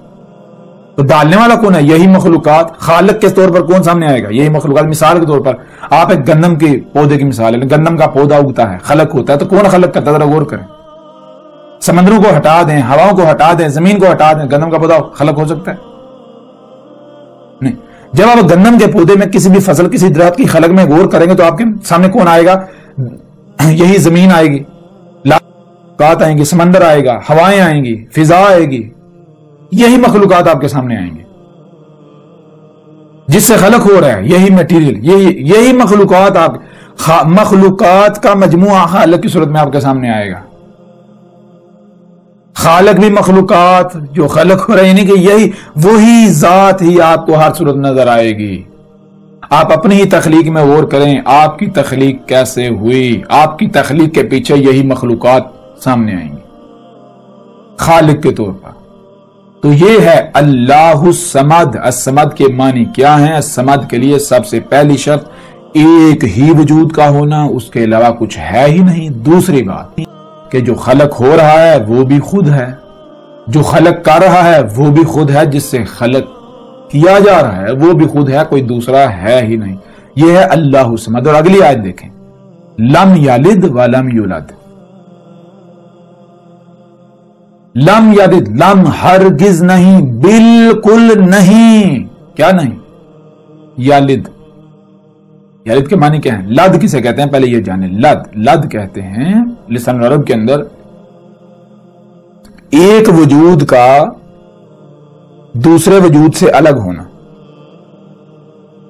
ایک وجود کا دوسرے وجود سے الگ ہونا، یا ایک وجود دوسرے وجود کو خود سے الگ کرے، ایک وجود دوسرے وجود سے الگ ہو، اس کو کہتے ہیں لد۔ تو یلد کیا ہے؟ یالد یعنی لم یلد، ہرگز یلد نہیں۔ کیا یلد کا مطلب کیا ہے؟ کہ اس اللہ ایسا ہرگز نہیں، اس نے ہرگز ایسے نہیں کیا کہ اس نے خود سے ایک دوسرا وجود الگ کر دیا ہو، اس نے کوئی دوسرا وجود الگ کیا ہو، ایسا ہے ہی نہیں، ایک ہی ہے بس۔ ایسا نہیں ہے کہ اس نے ایک وجود الگ وجود بنا دیا، نہیں۔ یہ کس کی نفی کی جا رہی ہے؟ یہ اسی کی نفی کی جا رہی ہے۔ مثال آپ کسی سے پوچھتے ہیں اللہ کیا ہے، کہتے ہیں کائنات الگ، اللہ الگ۔ تو کائنات کو کس نے الگ کیا؟ کہتے ہیں کائنات کو اللہ نے پیدا کیا۔ پھر مطلب کیا ہوا؟ کون وجود میں لے کر آیا کائنات کو؟ اللہ۔ تو یہ یلد ہو گیا یا نہیں؟ جب کائنات الگ سے ایک وجود ہے اور اللہ وجود میں لے کر آیا تو اس کو لسان العرب کے اندر، عربوں کی زبان میں یلد کہتے ہیں۔ اللہ نے کائنات کو ایک الگ وجود دیا، یہ ہے الگ وجود آنا، یلد۔ اللہ کہہ رہا ہے میں نے کچھ بھی ایک دوسرا وجود نہیں الگ کیا، کوئی بھی وجود الگ نہیں کیا، ایک ہی ہوں اور کچھ ہے ہی نہیں۔ اور آگے کیا ہے؟ وَلَمْ يُولَدْ، اور نہ ہی اللہ کسی سے الگ ہوا، یعنی نہ ہی ایسا ہے کہ ایک کا وجود الگ ہے اور اللہ الگ ہے، نہیں، ایسا ہے ہی نہیں۔ لم یلد ولم یولد، اور یہی چیز اللہ سبحانہ وتعالی نے قرآن میں کئی مقامات پر بالکل واضح کر دی۔ کیا واضح کر دی؟ ذرا غور کیجئے گا۔ ان میں ایک سورت ہے سورہ البقرہ کی آیت نمبر 116، جس میں یہ کہا جا رہا ہے وَقَالُوا اتَّخَذَ اللَّهُ وَلَدًا سُبْحَانَهُ بَل لَّهُ مَا فِي السَّمَاوَاتِ وَالْأَرْضِ، یعنی وقالو، اور کہہ رہے ہیں۔ کیا کہہ رہے ہیں؟ یہ حال کا سیگا اس وقت کی بات ہو رہی ہے۔ اللہ کہہ رہا ہے، اس وقت کہہ رہا ہے کہ یہ لوگ کہہ رہے ہیں، کیا کہہ رہے ہیں؟ کہہ رہے ہیں اتخذ اللہ ولدا، اللہ جو ہے اس نے ولد اخذ کر لیا۔ اللہ نے ایک الگ وجود میں لایا۔ کیسے کہہ رہے ہیں؟ ذرا غور کریں۔ کوئی زبان سے نہیں کہہ رہا، یہ اپنے عمل سے اور زبان سے بھی کہہ رہے ہیں، لیکن عربوں کی زبان میں نہیں، اپنی زبان میں کہہ رہے ہیں۔ کیا کہہ رہے ہیں؟ کہہ رہے ہیں اللہ الگ ہے اور کائنات الگ۔ تو مطلب کیا ہے اس کا؟ مطلب یہی تو ہے، اللہ نے ولد اخذ کر لیا۔ اور اس کا کیا مطلب ہے؟ جب اللہ الگ ہے، کائنات الگ ہے، اور کائنات جب نہیں تھی تو کون وجود میں لے کے آیا؟ جی اللہ وجود میں لے کے آیا۔ تو اللہ نے الگ سے وجود، کائنات کو الگ سے وجود دیا، تو مطلب کیا؟ اسی کو تو کہتے ہیں لسان العرب میں ولد اخذ کر لینا۔ اللہ کیا کہہ رہے ہیں؟ اللہ کہہ رہے ہیں سبحانہ، وہ تو سبحان ہے، اور اس نے ولد اخذ نہیں کیا، کوئی دوسرا وجود اس نے وجود میں لایا ہی نہیں، وہ خود اپنا شریک لا کر کھڑا کیا گیا۔ یہ کیسے ہو گیا؟ تم ہو جو کفر کرتے ہو اس بات کا، تم اس کے شریک بنتے ہو، تم کہتے ہو جی ہمارا الگ سے وجود ہے۔ اللہ نے ولد اخذ نہیں کیا، اللہ نے کوئی دوسرا وجود میں نہیں لایا، وہ ایک ہی وجود ہے، ایک ہی ذات ہے، اس کے علاوہ کچھ ہے ہی نہیں۔ اور دیکھیں آج دن رات زبان سے نہیں کہا جا رہا اللہ الگ کائنات الگ، اللہ الگ کائنات الگ، اللہ الگ کائنات الگ، جس کا مطلب کیا؟ کائنات اور اللہ، ایک تو اللہ احد نہیں، واحد ہے، دوسرا اس نے ولد اخذ کر لیا، کائنات کو اللہ وجود میں لے کر آیا۔ تو اگر کائنات الگ وجود ہے تو اللہ نے دیکھا نا، ایک اللہ ہو گیا، ایک الگ وجود کائنات، تیسرے تو کہتے ہیں ولد۔ تو یہ ہے اللہ سبحانہ وتعالی نے سورہ البقرہ کی آیت نمبر 116 میں اس بات کی نفی کری، اور آگے اللہ کہہ رہا ہے بل لہو ما فی السماوات والارض، بلکہ حقیقت کیا ہے؟ حقیقت یہ ہے لاہو اسی کا ہے، ما فی السماوات والارض، جو کچھ بھی آسمانوں میں اور جو زمین میں اسی کا ہے۔ کیسے؟ جیسے مثال کے طور آپ کہتے ہیں کہ دیکھیں یہ ہاتھ، پاؤں، ٹانگیں، ناک، کان، یہ کس کا ہے؟ جی میرا ہے۔ یہ ناک کس کا ہے؟ میرا ہے۔ ہاتھ کس کے ہیں؟ میرے ہیں۔ تو آپ یہ ہاتھ کس کے لیے کام کریں گے؟ اپنے وجود کے لیے۔ تو یہ اللہ کہہ رہا ہے، اللہ کہہ رہا ہے یہ زمین و آسمان میں جو کچھ ہے اسی کا ہے، یہ اسی کا وجود ہے۔ اور کس صورت میں اس کا وجود ہے اور کس صورت میں اس کا وجود نہیں ہے؟ شریک ہوگا۔ جیسے آپ کے ہاتھ ہیں، اگر آپ کے ہاتھ آپ ہی کے غلام ہیں، اپنے وجود کے لیے کام کرتے ہیں، تو یہ ہاتھوں کا کام کرنا آپ کا کام کرنا، آپ ہیں، آپ کا کام ہے۔ اور اگر یہ ہاتھ کسی اور کی بات مانتے ہیں تو وہ کام آپ کا کرنا نہیں، وہ دوسرے کا کام کرنا، یہ ہے شریک۔ ہاتھ شریک بن جائیں گے۔ ہاتھ وہ نہیں کر رہے جو آپ کہہ رہے ہیں، ہاتھ اپنی من مانی، اپنی مرضی کر رہے ہیں، کسی دوسرے کی مان رہے ہیں۔ تو یہ ہے اگر کوئی بھی اللہ کا یعنی کہ پتہ چل گیا اللہ کیا ہے، یہی وجود ہے. کوئی اس وجود کے اندر اپنے مقام پر رہتا ہے تو وہی ذات ہے، وہ اسی کا عضو ہے، وہ اسی کا حصہ ہے، اسی کی آیت ہے. اور اگر کوئی یہ کہتا ہے کہ اللہ الگ ہوں، میں الگ ہوں، اور کائنات میں وہ اللہ کے وجود میں چھیڑ چھاڑ کرتا ہے تو وہ اللہ کا شریک بن رہا ہے. اللہ نے گھوڑے، گدھے، خچر آپ کی سواری کے ذرائع، آپ کے کھانے پینے کے جو کچھ بھی وہ خلق کرتا ہے، کیسے خلق کرتا ہے ذرا غور کریں، فطرت کیسے وجود میں لاتی ہے. اور اگر آپ اپنا الگ سے وجود کے دعوے دار بن کر اس کی ضد پر اترتے ہیں تو آپ عملی طور پر اس کے شریک بن رہے ہیں. آپ یہ کہہ رہے ہیں تو الگ ہے، ہم الگ ہیں، ہم اپنی مرضیاں کریں گے. یہ ہے، یہ آج ہر کوئی اپنے عمل سے دعویٰ کر رہا ہے کہ اللہ نے ولد اخذ کر لیا، اور یہ اپنے آپ کو دین کے ٹھیکیدار، اللہ کے نمائندہ کہلوانے والے. یہ ایسی جتنی بھی آیات ہیں یہ عیسائیوں کے اوپر فٹ کر دیتے ہیں. قرآن آپ سے خطاب کر رہے ہیں، عیسائیوں سے کر رہا ہے خطاب اس وقت. بہرحال اس طرح آگے بڑھے تو آگے بھی کچھ آیات ہیں ایسے ہی. یہی بات سورہ یونس کی آیت نمبر 68 میں ہے، 68 میں. اس میں قالوا اتخذ اللہ ولدا سبحانہ هو الغنی لہ ما فی السماوات و ما فی الارض. یہاں بھی وہی بات کی گئی. یہ کیا کہ یہ تو یہ کہہ رہے ہیں کہ اللہ نے ولد اخذ کر لیا، اللہ الگ ہے، کائنات الگ ہے، تو اللہ یہ واحد ہو گیا، احد تو نہ ہوا. اللہ کہہ رہا ہے وہ اس سے پاک ہے، اس نے کوئی دوسرا وجود میں نہیں لایا. وہ اپنا ہی شریک بلا تھوڑی کھڑا کرے گا، ایسا کیسے ہو سکتا ہے؟ اگر اللہ الگ ہے، کائنات الگ ہے تو شریک تو ہو گئی. شریک کسے کہتے ہیں؟ شریک تو کہتے ہیں ایک کے ساتھ دوسرا. تو جب کائنات الگ ہے، اللہ الگ ہے تو شریک تو ہو گیا، ولد ہو گیا، شریک ہو گیا، وہ احد ہی نہ رہا، واحد ہو گیا. اسی طرح سورہ الاسراء کی آیت نمبر 111 میں ہے وَقُلِ الْحَمْدُ لِلَّهِ الَّذِي لَمْ يَتَّخِذْ وَلَدًا وَلَمْ يَكُنْ لَهُ شَرِيكٌ فِي الْمُلْكِ وَلَمْ يَكُنْ لَهُ وَلِيٌّ مِنَ الذُّلِّ. تو اس آیت میں بھی بالکل واضح کر دیا گیا وَقُلِ الْحَمْدُ لِلَّهِ، اور کیا کہ اللہ کے لیے ہے ہی حمد. یعنی اللہ زی وہ ذات ہے لم یتخذ ولدا، جس نے ہرگز ولد اخذ نہیں کیا، کوئی دوسرا وجود اس نے وجود میں لایا ہی نہیں. ایک ہی وجود ہے اور اس کے علاوہ کچھ ہے ہی نہیں. ولم یکن لہ شریک، اور کسی کے لیے ایسا ہے ہی نہیں کہ کوئی شریک بنے اس کا، کوئی دوسرا وجود اس کے لیے، کوئی دوسرا یعنی کہ دوسرا وجود ممکن نہیں ہے ہی نہیں. اور اگر کوئی شریک بنے گا تو اسے برداشت نہیں کرے گا. اگر آپ فطرت سے مطابقت نہیں رکھیں گے، فطرت کی ضد بنیں گے تو وہ وجود آپ کو برداشت نہیں کرے گا. کیوں؟ آپ شریک ہونے کے دعوے دار ہیں. اگر آپ اسی کا وجود بنیں گے، اپنا مقام پہچانیں گے، جیسے مشین کے اندر پرزہ ہوتا ہے، اپنے مقام پر فٹ ہو جائے تو وہ مشین ہے، اور اگر اپنے مقام پر فٹ نہیں ہوتا تو وہ مشین کے ساتھ مطابقت نہیں رکھ رہا، اس کے ساتھ ضد بن چکا ہے، تو مشین اسے برداشت نہیں کرے گی. بالکل اس طرح اگر آپ جس مقصد کے لیے آپ کو وجود میں لائے، اگر آپ اسی جو آپ کی لائن ہے اس پر قائم ہو کر اپنے مقصد کو پورا کرتے ہیں تو آپ کا اپنا کوئی وجود ہے ہی نہیں، وہی ایک وجود ہے. آپ کا دیکھنا اسی کا دیکھنا، آپ کا بولنا اسی کا بولنا، آپ کا کام اسی کا کام. اور اگر آپ اس مقام پر قائم نہیں ہوتے، آپ کہتے ہیں میرا الگ وجود ہے، اللہ الگ ہے، تو آپ تو اس کے شریک بن رہے ہیں. تو لہذا شریک کو برداشت کرے گا؟ کبھی بھی برداشت نہیں کرے گا. اس کے لیے ہے ہی حمد. تو جس کے کام میں حمد ہے وہ اس کا وجود ہے، جس کے کام میں حمد نہیں ہے، جس میں حمد نہیں ہے وہ اس کا شریک بن رہا ہے. اب آپ دیکھیں آپ کیا کر رہے ہیں. اس طرح سورہ الکہف کی آیت نمبر 4 میں بھی ہے وَيُنذِرَ الَّذِينَ قَالُوا اتَّخَذَ اللَّهُ وَلَدًا. اور بھی آیات ہیں جیسا کہ سورہ مریم کی آیت نمبر 35 میں بھی ہے. اور یعنی کہ اس کے علاوہ اور بھی کافی ساری آیات ہیں. سورہ الانبیاء کی آیت نمبر 26 بھی ہے. سورہ المومنون کی آیت نمبر 91 بھی ہے. سورہ الفرقان کی آیت نمبر 2 بھی ہے الذی لہ ملک السماوات والارض ولم یتخذ ولدا ولم یکن لہ شریک فی الملک وخلق کل شیء فقدرہ تقدیرا. تو بہرحال جو بات ہم نے کی، جو بات ہم کر رہے تھے وہ یہ ہے کہ اللہ سبحانہ وتعالی نے بالکل واضح کر دیا سورہ اخلاص کی آیت نمبر لم یلد ولم یولد.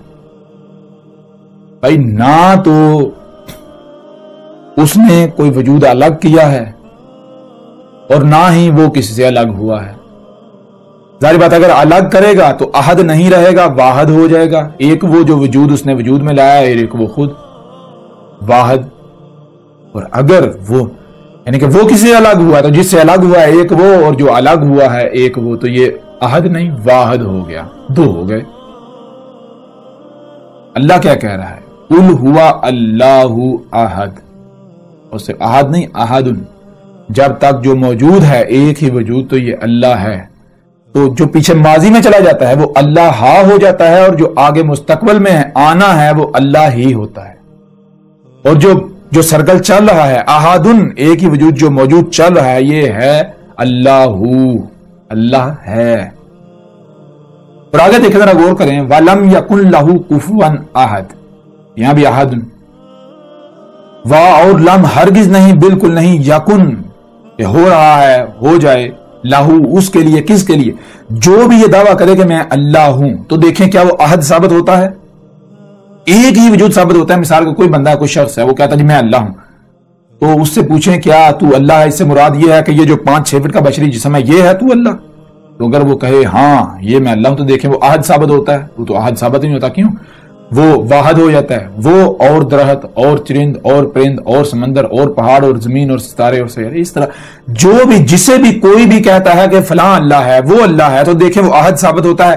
جو احد ثابت ہو جائے وہ اللہ ہے، کیوں؟ اللہ کے علاوہ کوئی احد ثابت ہو گئی نہیں۔ تو یہ وَلَمْ يَكُنْ لَهُ كُفُوًا أَحَدٌ، کسی کے لیے ہے ہی نہیں کہ وہ کفایت کر جائے، احد ہو جائے، احد ثابت ہو جائے۔ جو احد ثابت ہو جائے گا وہی اللہ ہے۔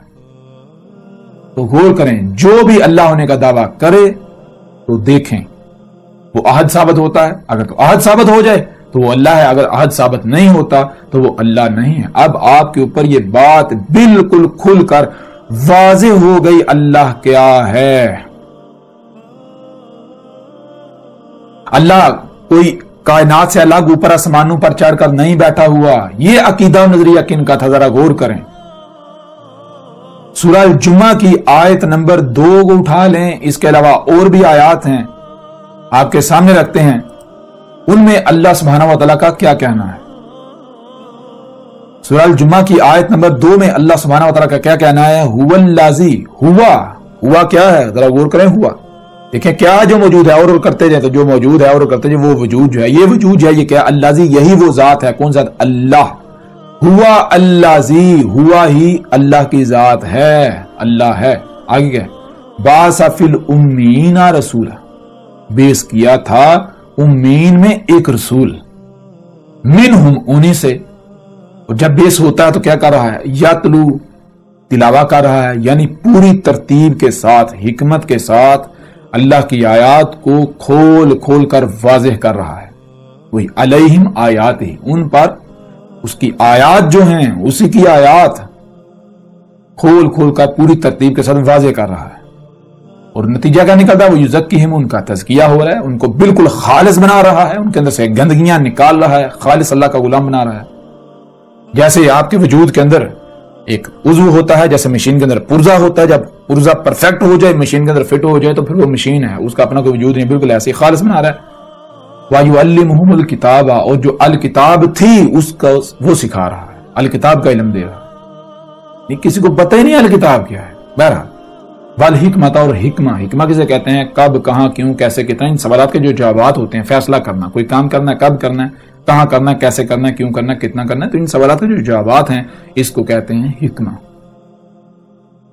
اور آگے وَإِن كَانُوا مِن قَبْلُ لَفِي ضَلَالٍ مُبِينٍ، یہ ہے اصل بات، وہ یہ ہے کہ اللہ یہ کہہ رہا ہے وا اور ان، اگر کانو قدر میں یہ بات کر دی گئی کہ ہو رہے ہیں، کیا ہو رہے ہیں؟ من قبل، اس سے پہلے، لفی، ان کے لیے کیا ہے؟ وہ کس میں ہیں؟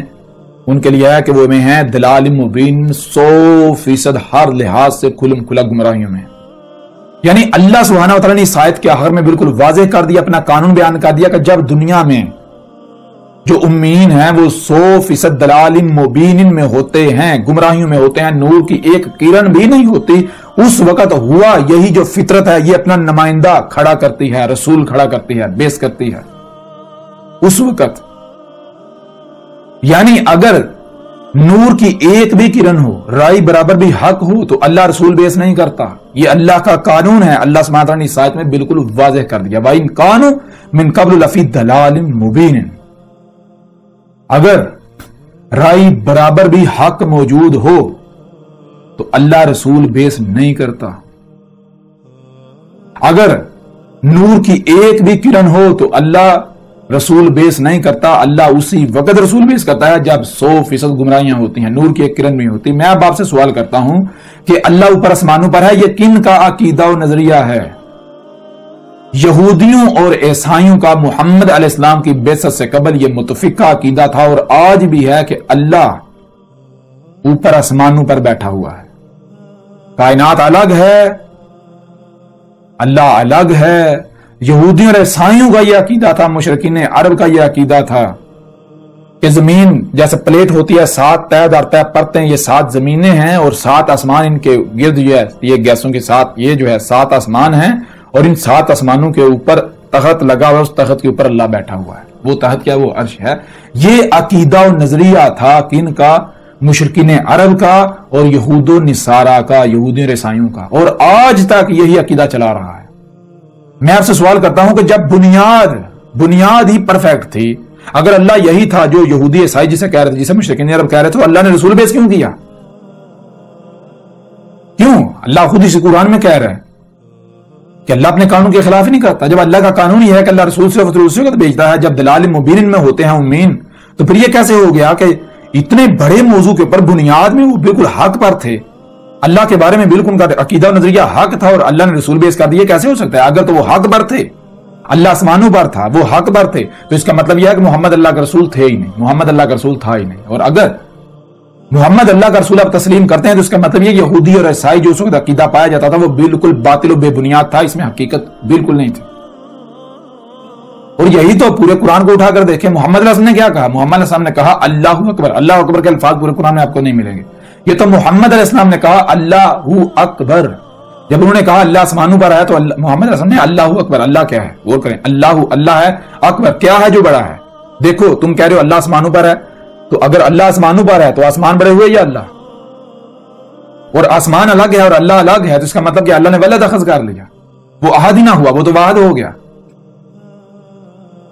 تو یہ محمد علیہ السلام نے کہا اللہ اکبر۔ اللہ ہے، کیا ہے؟ اللہ اکبر، جو بڑا ثابت ہو جائے اللہ ہے، بات ختم ہو جائے۔ اگر تو آسمانوں پر چڑھا ہوا بڑا ثابت ہوتا ہے تو اللہ ہے، اگر نہیں بڑا ثابت ہوتا تو پھر اللہ ہے ہی نہیں۔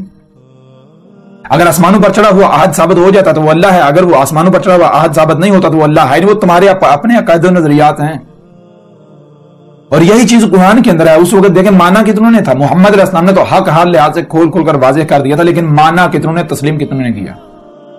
بہت کم تھے، 80-82 جو ایمان لے کر آئے۔ باقی تو بعد میں گردن جانے کے خوف سے، موت کے خوف سے اسلام لائے تھے۔ اسلام لانا ایمان لانے کو تھوڑے کہتے ہیں، اسلام لانا تو کہتے ہیں سرنڈر کرنا، جھکا دینا اپنے آپ کو۔ بھائی اب جو کہیں گے مانیں گے کیوں؟ گردن جو جائے گی۔ ایمان لانا کہتے ہیں دل سے تسلیم کرنا، تو دل سے تسلیم کرنے والے تو 80-82 تھے، باقی تو سارے اسلام لائے تھے، سرنڈر کیا تھا۔ محمد علیہ السلام کی دعوت کو تھوڑی مانا تھا۔ اسی قرآن میں اللہ سبحانہ وتعالیٰ نے کہا ہے کہ جلد وہ وقت جب آئے گا، کب؟ جب تمہیں تمہاری اپنی ذات میں اور آفاق میں، آفاق یعنی وہ مقامات جہاں تمہاری رسائی نہیں ہے، جب تمہاری وہاں رسائی ہو جائے گی ان مقامات تک، وہاں ہم اپنی آیات دکھائیں گے، تب تم کہو گے یہ حق ہے۔ تب تمہیں پتا چلے گا آسمانوں پر چڑھا ہوا کوئی اللہ والا نہیں ہے، یہ تمہارے اپنے دماغوں کی اختراع ہے۔ تو یہ ہے اس وقت کسی نے نہیں مانا تھا۔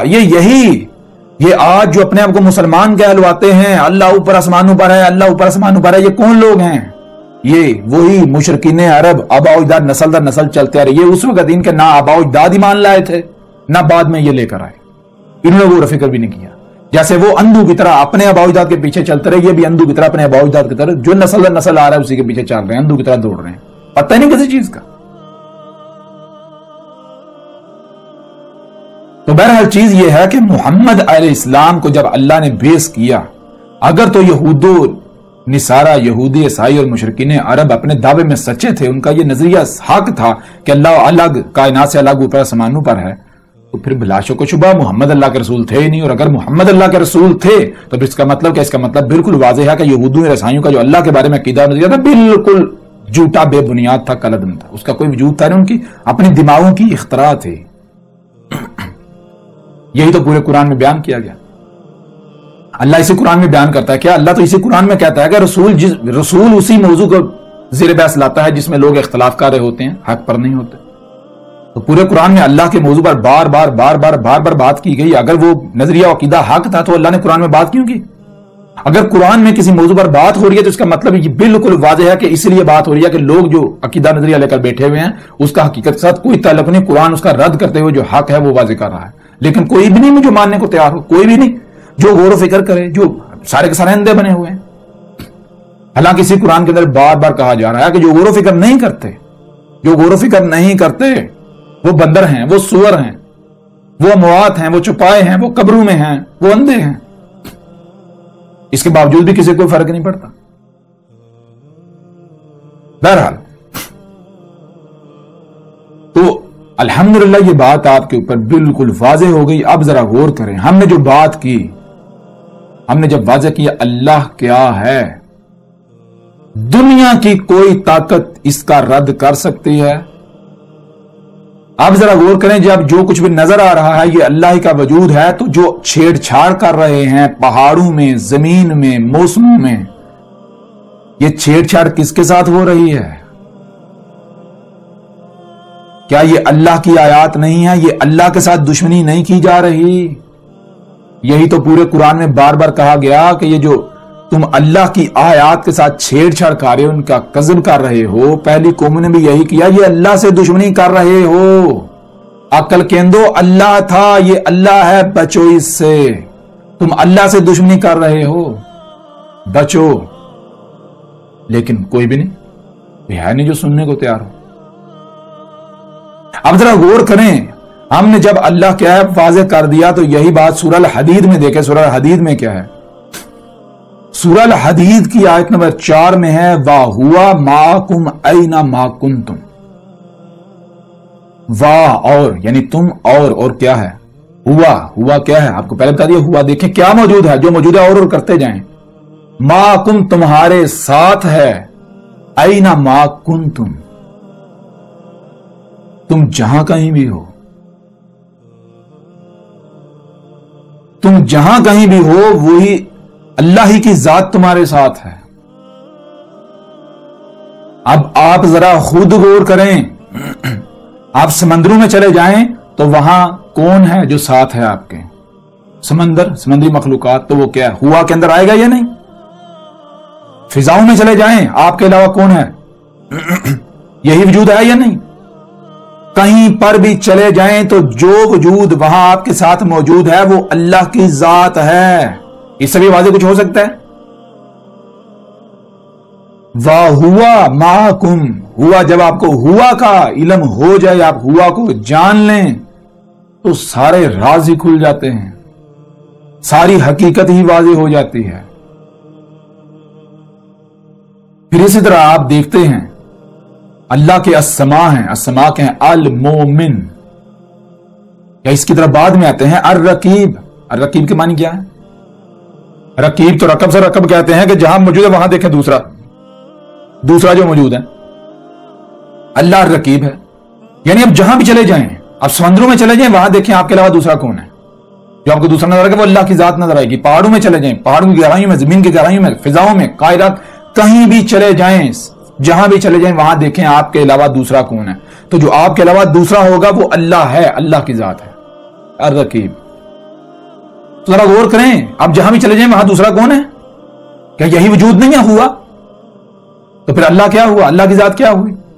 پھر بھی کوئی ماننے کو تیار نہیں۔ اب اس سے دیکھیں، اب جو سورہ الحدید کی آیت نمبر 3 کے اندر ہے ہوا الاول، یا ہوا الاول والآخر والظاہر والباطن وہوا بکل شیء علیم۔ ہوا اول ہے، آخر ہے، ظاہر ہے، باطن ہے۔ ہوا، جب آپ کو ہوا کا پتہ چلے گا تو ہوا کیا ہے؟ الاول، اول اور آخر اور ظاہر اور باطن، اور پیچھے رہ کیا گیا؟ اس سے بھی واضح کچھ ہو سکتا ہے؟ کیا اس سے بھی واضح کچھ ہو سکتا ہے؟ ہوا الاول والآخر والظاہر والباطن، اس سے واضح کچھ ہو سکتا ہے؟ اب بھی اگر کوئی تعویلات کرے، کوئی اپنے آباء و اجداد کے عقیدوں کے نظریوں کے پیچھے چلے تو اس کی مت ماری ہوئی ہے، عقل معوف ہے اس کی، بیوقوف اور جاہل ہے، وہ اندھا ہے۔ وہ یہی کہہ رہا کہ نہیں میں غور و فکر نہیں کروں گا، میں تو اندھوں کی طرح اپنے آباء و اجداد کے پیچھے چلوں گا، وہی کروں گا جو میرے آباء و اجداد نے کیا۔ क्या इससे वाज़ेह कुछ हो सकता है? हुआ अल-अव्वल वल-आखिर वज़-ज़ाहिर वल-बातिन, इससे वाज़ेह कुछ हो सकता है? जरा देखें, अव्वल कौन है, आखिर कौन है, ज़ाहिर कौन है, बातिन कौन है? यही हुआ ही नहीं है? जो मौजूद है और करते जाएं यही, और इसके अलावा कुछ है ही नहीं, तो फिर अल्लाह कौन हुआ? इस तरह जरा गौर करें। अल्लाह अल मोमिन, तो मोमिन का माने क्या है? मोमिन तो कहते हैं कि वो जिसे जो हुक्म दिया जा रहा है उस हुक्म को दिल से तस्लीम करते हुए उसके ऊपर उसी तरह अमल करे जैसे हुक्म दिया जा रहा है। तो जो ऐसा कर रहा है वो अल मोमिन है। तो अल मोमिन क्या है? अल्लाह। यही बात मोहम्मद अलैहिस्सलाम ने कही कि जो भी अल्लाह का खालिस अब्द बन जाता है, अल्लाह का खालिस गुलाम बन जाता है, जैसा कि मिसाल के तौर पर देखें, आपके वजूद के अंदर हाथ आपका अब्द है, गुलाम है, ये वही करेगा जो आप इसे हुक्म देंगे। ऐसा नहीं है कि हाथ कोई काम करता तो आप कहेंगे नहीं ये हाथ ने किया है, मैंने नहीं किया। नहीं, हाथ जो भी करेगा आप कहेंगे ये मैंने किया। आंखें अगर आपकी अब्द हैं, आप ही के वजूद में अपने मकाम पर फिट हैं, तो इन आंखों का देखना आपका देखना।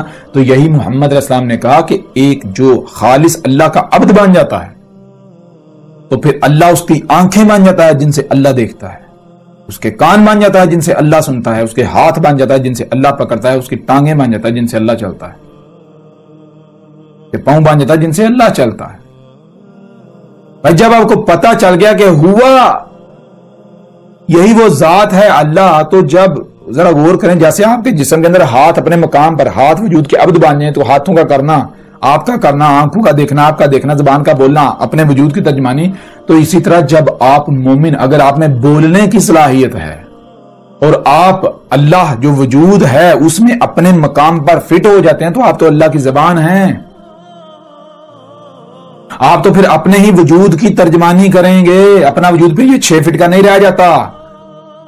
कुल हुआ अल्लाहु अहद, वो अहद, वो वजूद, फिर अपने वजूद की तर्जमानी की जाएगी। कहा जाएगा देखो ये दरख्त, पहाड़, जमीन, ये इनमें ना छेड़छाड़ करो, ये मेरा वजूद है, इनमें पंगे ना लो, इनमें छेड़छाड़ ना करो, फसाद ना करो, मेरे जिस्म को छेड़ रहे हो ना छेड़ो। कौन बोल रहा है? जबान नहीं बोल रही, ये 5-6 फीट का बशर नहीं बोल रहा, अल्लाह बोल रहा है। ये बशर तो उसकी जबान एक टूल है। इसी तरह अल्लाह क्या है? अल्लाह अश-शकूर है। अल्लाह का इसम अश-शकूर। शकूर किसे कहते हैं? शकूर तो शुक्र से है। शुक्र के मानी क्या है? शुक्र के मानी है जो कुछ भी अता किया गया, जो कुछ भी दिया गया, उसका उसी मकसद के लिए इस्तेमाल करना जिस मकसद के लिए दिया गया। तो शकूर हाल का सिगा है, वो जिसे जो कुछ भी अता किया गया, जिस मकसद के लिए दिया गया, उसी मकसद के लिए इस्तेमाल कर रहा है, वो क्या है? वो अल्लाह है। यानी अगर आपको जहानत दी गई, बोलने की सलाहियत दी गई, सोचने समय की सलाहियत, कुछ करने की सलाहियत, माल दिया गया, औलाद दी गई, कुछ भी असबाब वसाइल दिए गए, अगर आप इन सब का उसी मकसद के लिए इस्तेमाल करते हैं जिस मकसद के लिए आपको दिया गया, तो आप क्या है? शकूर। तो शकूर क्या है? अल्लाह, और कोई है ही नहीं। अल्लाह ही का वजूद है, आप अल्लाह का वजूद हैं। आप जो भी काम कर रहे हैं अल्लाह है, अल्लाह काम कर रहे हैं अपने आप की सूरत में, आप अल्लाह का उज़्व हैं। जैसे आपके वजूद में हाथ हैं, ये हाथ तब तक आप कहें, इन हाथों का करना आपका करना जब तक ये हाथ आपके गुलाम है। हाथों का काम क्या है? अपने वजूद की देखभाल करना। इसी तरह मोमिन का काम क्या है? ये जो अपना ही वजूद है इसकी देखभाल करना, किसी को छेड़छाड़ ना करने देना, अपने वजूद को बचाना। ये है अल शकूर अल मोमिन। अब इससे वाज़ेह कुछ हो सकता है? और इसके अलावा कुरान में दर्जनों आयात हैं, सैकड़ों आयात हैं। मिसाल के तौर पर जरा गौर करें, कुछ और आयात आपके सामने रखते हैं। सूरह अल इनाम की आयत नंबर 3 में बिल्कुल 2 टोक और वाज़ेह अल्फाज में लिखा हुआ है। क्या लिखा हुआ है? वहुवल्लाहु फिस समावाति व फिल अर्दी। वाह और हुआ क्या है? अल्लाहु, अल्लाह है, फिस समावाति व फिल अर्दी, आसमानों और जमीनों में जो कुछ भी मौजूद तुम्हें नजर आ रहा है या नहीं आ रहा नजर, जो भी मौजूद है ये क्या है? ये अल्लाह है। इससे भी वाज़ेह कुछ हो सकता है? अब भी अगर आप अल्लाह को कायनात अलग और अल्लाह अलग आसमानों पर चढ़ाकर बैठे रहेंगे तो आप अपनी जुबान से दावा कर रहे हैं कि अल्लाह अहद नहीं वाहद है, अल्लाह का शरीक है। आप अपनी जुबान से दावा कर रहे हैं अल्लाह ने वलद अखज़ कर लिया। پھر اس سے بھی آگے بڑھیں. پورے قرآن میں بار بار کیا کہا گیا؟ زمینوں آسمانوں میں جو کچھ بھی یہ اللہ کی آیات ہیں. آیات، آیت کی جمع آیت کسے کہتے ہیں؟ آیت تو کہتے ہیں کہ پورا وجود چھپا ہوا ہے، وجود کا چھوٹا سا حصہ سامنے ہے. جیسے مثال آپ کا پورا وجود چھپا دیا جائے، صرف ہاتھ سامنے ہے، تو ہاتھ کیا ہے؟ اگر آپ کا نام عمران ہے تو ہاتھ عمران کی آیت ہے. آیت مطلب کہ یہ اصل وجود نہیں ہے. اصل وجود تب تک سامنے نہیں آئے گا جب اس کے پیچھے نہیں پڑا جائے گا. اس کے جب پیچھے پڑیں گے تو یہ بازو کی طرف لے کے جائے گا، آگے آگے آگے، جہاں تک کہ پورا وجود سامنے آئے گا. پھر پتا چلے گا کہ یہ عمران ہے، عمران کی آیت ہے. اسی طرح زمین و آسمان میں جو کچھ بھی یہ اللہ کی آیات ہیں. یعنی آپ جب ان میں غور و فکر کریں گے تو سامنے کون آئے گا؟ اللہ کی ذات سامنے آئے گی. یہ اللہ کا وجود ہے. آپ کو جو کچھ بھی نظر آ رہا ہے یہ اللہ کا وجود نظر آ رہا ہے. قرآن میں جگہ جگہ یہی بات کی گئی، لیکن کوئی ماننے کو تیار ہی نہیں ہے. بار بار یہی کہا گیا کہ یہ کفر کریں گے، مان نہیں رہے کہ یہ اللہ کی آیات ہیں، مان نہیں رہے. بھائی اللہ کی آیات ہیں تو مطلب کیا ہوا؟ پھر اللہ کا وجود ہے نا. لیکن کوئی بھی نہیں مانتا. سب کہتے ہیں نہیں جی یہ سب کچھ اللہ نے ہمارے لیے خلق کیا، لہذا ہم چھیڑ چھاڑ کریں، پنگے لیں، جو جی چاہے کریں، کوئی فرق نہیں پڑتا. اللہ بار بار کہہ رہے تم اللہ کے ساتھ دشمنی کر رہے ہو. اس طرح غور کریں. قوم نوح ہلاک ہوئی، قوم عاد، قوم شعیب، قوم صالح وغیرہ جتنی قومیں ہلاک ہوئیں، آل فرعون وغیرہ، اللہ کہہ رہا ہے ہم نے ہلاک کیا. تو ہلاک کس نے کیا؟ اگر آپ دیکھیں تو ہلاک تو طوفانوں نے کیا، زلزلوں نے کیا، سیلابوں نے کیا. تو پھر اللہ کون ہوا؟ بالکل واضح ہو جاتا ہے. اللہ کہہ رہے ہیں ہم نے ہلاک کیا. تو کیسے ہے؟ جب مثال کے طور پر غور کریں، اگر آپ کی ٹانگ کو کوئی چھیڑ رہا ہو، اگر آپ کے بازو کے ساتھ کوئی چھیڑ چھاڑ کر رہا ہو، آپ پہلے تو اسے زبان سے منع کریں گے بھائی نہ کر، یہ میرا وجود ہے، نہ چھیڑ. تو اگر وہ زبان سے باز نہیں آتا تو پھر ظاہر بدل لاتوں کے باتوں سے نہیں مانتے. پھر ہاتھ حرکت میں آئے گا، لات حرکت میں آئے گی. ٹانگ کو چھیڑ رہے ہیں، کوئی چھیڑا ہے ٹانگ کو، تو پہلے زبان سے منع کیا جائے گا. اگر نہیں مانو پھر ٹانگ حرکت میں آ جائے گی.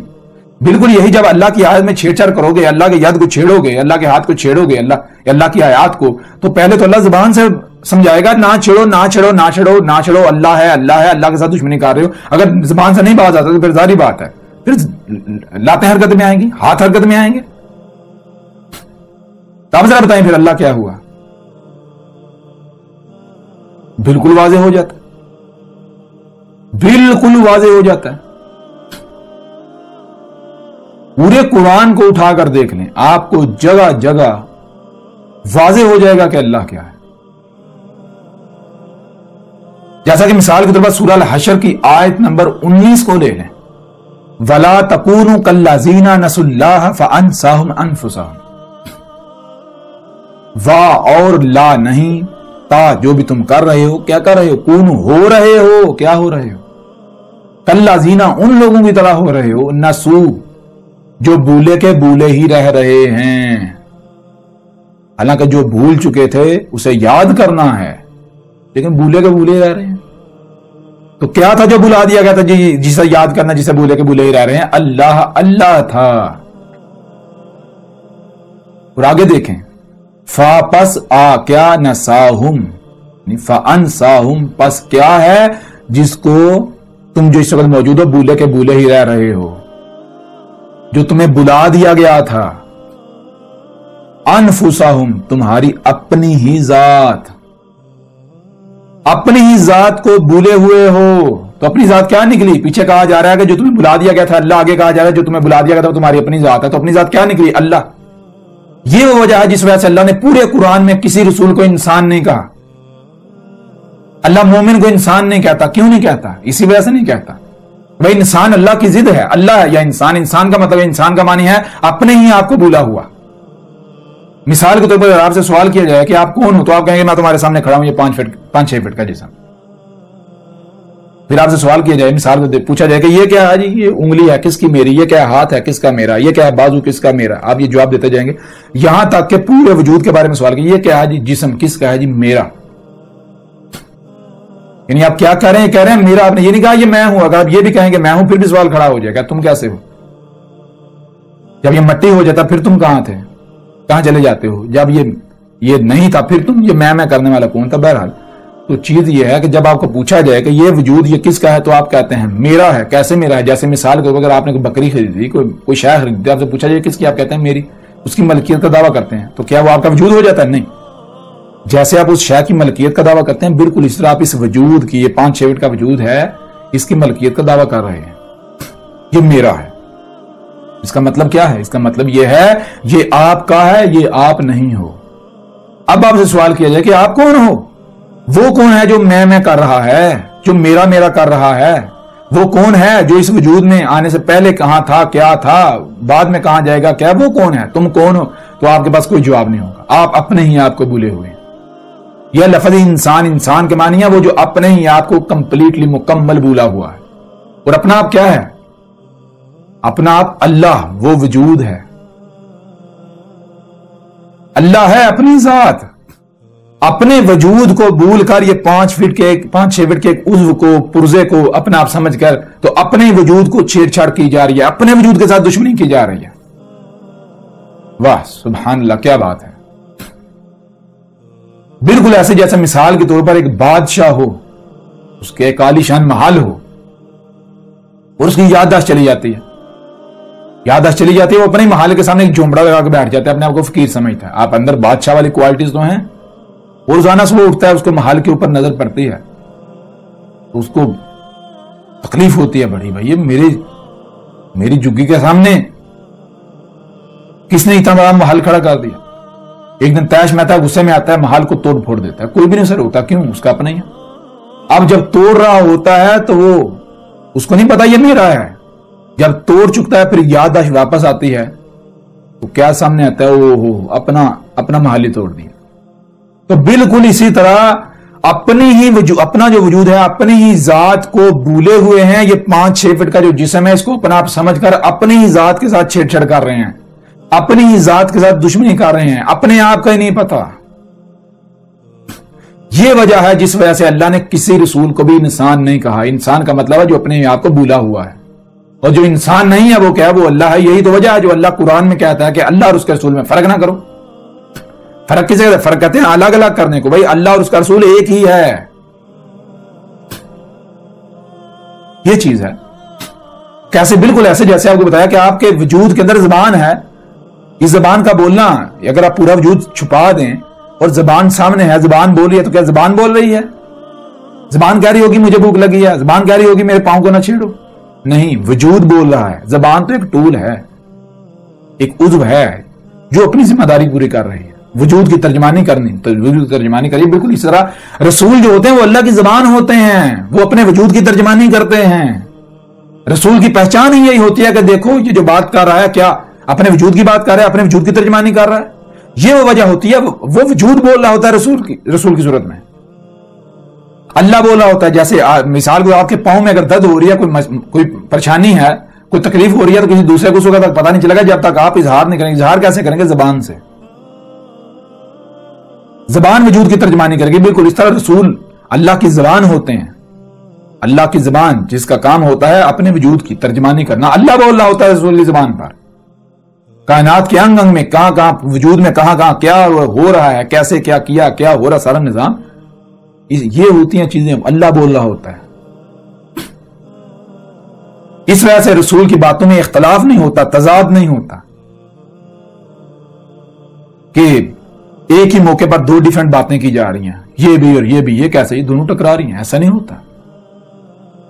یہ وجہ ہے جس وجہ سے اللہ سبحانہ وتعالیٰ کہتا ہے فَلَا يَتَدَبَّرُونَ الْقُرْآنَ، واضح ہے القرآن کا مطلب یہ حاضر قرآن لے لیا۔ القرآن کا مطلب یہ جو بھی آپ پر کرا کیا جا رہا ہے، جو بھی آپ پر پڑھا جا رہا ہے، آپ کو سنایا جا رہا ہے، دیکھو ذرا اس میں تدبر کرو، کیا اس میں اختلاف ہے؟ اگر اختلاف کثیر ہے تو وہ اللہ کے ہاں سے نہیں ہے، اور اگر اختلاف نہیں ہے، رد ہے، اس میں تسلسل ہے، تو وہ اللہ بول رہا ہے، اللہ کلام کر رہا ہے تم سے، اللہ پڑھ رہا ہے تم پر، اللہ تمہارے اوپر حق واضح کر رہا ہے ایک بشر کی صورت میں۔ تو بہرحال یہ چیز ہے، جب آپ کو اللہ کا پتہ چل جائے گا، جب آپ کے اوپر اللہ واضح ہو گیا تو پھر کوئی سوال نہیں رہے گا۔ اب جب کہ واضح ہو گیا کہ اللہ کیا ہے، تو پھر ملحد ہوں یا مذہبی طبقہ ہو، دونوں کے دونوں کی زبان کٹ جائے گی، دونوں کے دونوں کی زبان کٹ گئی۔ اب ملحدوں کو ہم کہتے ہیں کہ عقل کے اندر جب یہی وہ، یعنی کہ جو تم خود مانتے ہو کہ یہ جو کچھ بھی ہو رہا ہے خود بخود ہو رہا ہے، تو یہی تو وہ وجود ہے، یہی تو وہ ذات ہے جو کہہ رہی ہے میرے ساتھ پنگے نہ لو، چھیڑ چھاڑ نہ کرو، میرے دشمن نہ بنو، میرے شریک نہ بنو۔ تو تم کیوں شریک بنے ہوئے ہو؟ یہی ذات ہے۔ تم خود نہیں مانتے کہ جو بھی مخلوق فطرت سے مطابقت نہیں رکھتی، فطرت اسے کالعدم کر دیتی ہے، اس کا وجود برداشت نہیں کرتی، تو یہی تو بات کی جا رہی ہے، یہی وجود ہے، یہی وجود اللہ ہے۔ اللہ کوئی تصوراتی دیو مالائی تصورات کا نام نہیں ہے، عقائد و نظریات کا نام نہیں ہے. جو آسمانوں پر چڑھ کے بیٹھا ہوا ہے، ہر رات کے پچھلے پیر آتا ہے، نیچے آسمان پر اترتا ہے، یعنی کہ وہاں آتا ہے جہاں سب سوئے ہوئے تھا، کوئی سن نہ لے، کوئی دیکھ نہ لے. عجیب و غریب مشرکین مکہ والے، وہ یہودی اور عیسائی والے عقائد و نظریات، پھر کہتے ہیں نہیں یہ یہودی ہے، یہ عیسائی ہے. وہ کل کے اندر ذرا غور کرو، یہودی اور عیسائی والے عقائد و نظریات کس کے ہیں؟ آپ کے ہیں یا میرے ہیں؟ میں تو عقائد و نظریات کا قائل ہی نہیں ہوں. قرآن میں بار بار اللہ کہہ رہا ہے اولو الالباب بنو، اولی الالباب بنو، اولو الالباب بنو. آپ کہہ رہے ہیں اہل العقائد، اہل العقائد، اہل العقائد اولو الالباب کی ضد ہے.